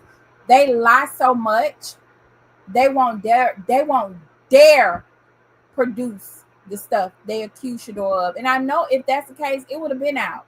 If Shedeur did that, they would have been dropped it. Okay? But he didn't. And we still waiting on those receipts to the New York Giants, but we don't care no more. But before I go, he already talking about something. I'm gonna be like Tom Brady. He ain't gonna be like Tom Brady. He gonna be Shedeur Sanders. Okay, I said. What you said, James? Look, this is gonna be a story of a lifetime. Okay, there's already proof in the pudding. He already talking about something. I'm gonna be like Tom Brady. He ain't gonna be like Tom Brady. He gonna be Shedeur Sanders. Okay, I said. Look, this is gonna be a story of a lifetime. Okay, there's already proof in the pudding. He already talking about something. I'm gonna be like Tom Brady. He ain't gonna be like Tom Brady. He gonna be Shedeur Sanders. Okay, I said. Say it again. Look, this is gonna be a story of a lifetime. Okay, there's already proof in the pudding. He already talking about something. I'm gonna be like Tom Brady. He ain't gonna be like Tom Brady. He gonna be Shedeur Sanders. Okay, I said. James said it right there, and Shedeur knows it. Shedeur, he responded recently in his Instagram post. He said, "Greatness has a price, and you are paying that price. Greatness is your destiny, not just on the field, but off as well. Your character is being tested and built at the same time. God has a plan and a purpose for you. So no matter what ground you gain or setbacks you face, know this. The Lord will continue to fight for you, and you shall hold your peace and remain at rest." So that looks like a text message. And it's a beautiful word of encouragement. I'm not sure who sent this to him, but I want to thank them for speaking life over him and to continue to affirm him, because this was fulfilling to me as well. And you see Jimmy over there in the chat. Jimmy say he missed that, fam, meaning he missed being great with Shedeur. You know, they built something at Colorado that probably will never be recreated again. And Coach Prime responded, "Cotton candy," meaning it's sweet. It's sweet. So Shedeur knows it. He's patient. He knows that God has a plan. And we want to continue to keep him and the Sanders family and all of our nephews in prayer during this journey. I want to leave us with some words. Will help us win a lot of games. Like I told you last night, man, that vision is starting to get real clear. It's not blurry no more. I know who is and who ain't. And we're going to start repping who is. Y'all heard what Coach Phil said. He said that vision is getting real blurry. He know who is and who ain't. He gonna start repping who is. And that was earlier in this preseason practice. Wanted to tell you something. My favorite coach at CU is Coach Phil. FYI. So I'm always play me some Coach Phil, because he be telling the absolute truth. One more time, Coach Phil. And Kaidon should have been somewhere near. He should have heard this, because we know he ain't right now. You will help us win a lot of games. Like I told you last night, man, that vision is starting to get real clear. It's not blurry no more. I know who is and who ain't. And we're going to start repping who is. There you have it. Coach Phil said what he said. Tony said at least Shedeur knows exactly what is going on. He does. He does. We hope it does not come at the demise of his father's health, or his father having to leave and not see him be a great quarterback. I hope that that's not what we have to go through to see him play. And if y'all are not going to come up here, I want to thank you so much for spending your day with me. I enjoyed it. What is it? I've been on here 3 hours and 15 minutes, y'all. You can tell I've been gone a long time. Thank you so much for your time. If you're new here, I am Discerning Goddess. Welcome to the channel. We are the village. Over here, we are internet aunties, internet uncles, and internet cousins. And if I don't get too tired tonight, I might be back to finish my conversation about P. Diddy or just something else. You know, y'all can hit me down in the comments below or email me if y'all want to send me any uh, videos, subjects, or things that you want me to talk about. Feel free to send it in my email or join me on the community wall. If I don't do a live show or a video, I'm going to post every day over there. So things that don't make it to a show, they definitely end up on the community wall. And the conversation continues all the time over there. I see Leafy. I think Coach Prime need a new medical. He definitely needs that. I was trying to be nice and not say it, but he definitely needs to find a new medical team because I feel like they are. Listen, y'all, if we can be honest and have a real conversation, America is separated and people are who they are. Hello? I got sick maybe a month ago and I was scared out of my mind. I ended up having to go to the hospital, but I was scared. I didn't want to go. I saw one person that looked like me. One person that looked like me. And I was terrified. And again, I had to go into my deep meditation and prayer and ask God, ask the Most High to accompany me because I wanted to leave the hospital. But you can't trust people. With the state of America and what we are experiencing right now, do y'all know that a judge that disagreed with your current administrator, that person's house got sent to smithereens this weekend? Do y'all know that a judge lost their house this weekend? And it's no coincidence it's the judge that goes against your administrator, your new administrator in chief. So imagine what a simple nurse can do. Somebody that has to administer you medication. I was scared.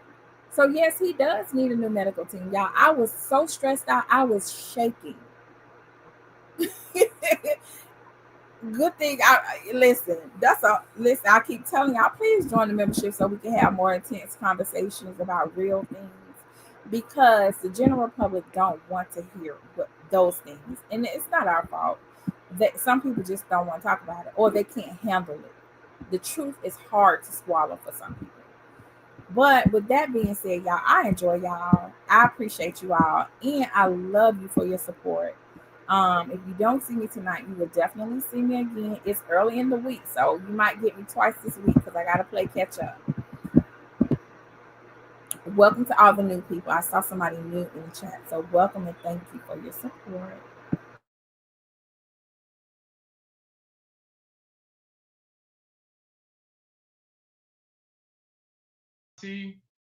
Favorite auntie. You my favorite auntie now. I appreciate that. Shout out favorite auntie. Favorite auntie. You my favorite auntie now. I appreciate that. Shout out favorite auntie. Favorite auntie. You my favorite auntie now. I appreciate that. Shout out favorite auntie. Favorite auntie. You my favorite auntie now. I appreciate that. Shout out favorite auntie. Favorite auntie. You my favorite auntie now. I appreciate that. Shout out favorite auntie. Favorite auntie. You my favorite auntie now. I appreciate that. Shout out favorite auntie. Favorite auntie. You my favorite auntie now. I appreciate that. Shout out favorite auntie. Favorite auntie. You my favorite auntie now. I appreciate that. Shout out favorite auntie. Favorite auntie. You my favorite auntie now. I appreciate that. Shout out favorite auntie. Favorite auntie. You my favorite auntie now. I appreciate that. Shout out favorite auntie. Favorite auntie. You my favorite auntie now. I appreciate that. Shout out favorite auntie. Favorite auntie. You my favorite auntie now. I appreciate that. Shout out favorite auntie. Favorite auntie. You my favorite auntie now. I appreciate that. Shout out favorite auntie. Favorite auntie. You my favorite auntie now. I appreciate that. Shout out favorite auntie. Favorite auntie. You my favorite auntie now. I appreciate that. Shout out favorite auntie. Favorite auntie. You my favorite auntie now. I appreciate that. Shout out favorite auntie. Favorite auntie. You my favorite auntie now. I appreciate that. Shout out favorite auntie. Favorite auntie. You my favorite auntie now. I appreciate Okay, that. shout out favorite auntie. Favorite auntie. You my favorite auntie now. I appreciate Okay, that. shout out favorite auntie. Favorite auntie. You my favorite auntie now. I appreciate Okay, that. shout out favorite auntie. Favorite auntie. You my favorite auntie now. I appreciate Okay, that. shout out favorite auntie. Favorite auntie. You my favorite auntie now. I appreciate Okay, that. shout out favorite auntie. Favorite auntie. You my favorite auntie now. I appreciate Okay, that. shout out favorite auntie. Favorite auntie. You my favorite auntie now. I appreciate Okay, that. shout out favorite auntie. Favorite auntie. You my favorite auntie now. I appreciate Okay, that. shout out favorite auntie. Favorite auntie. You my favorite auntie now. I appreciate Okay, that. shout out favorite auntie. Favorite auntie.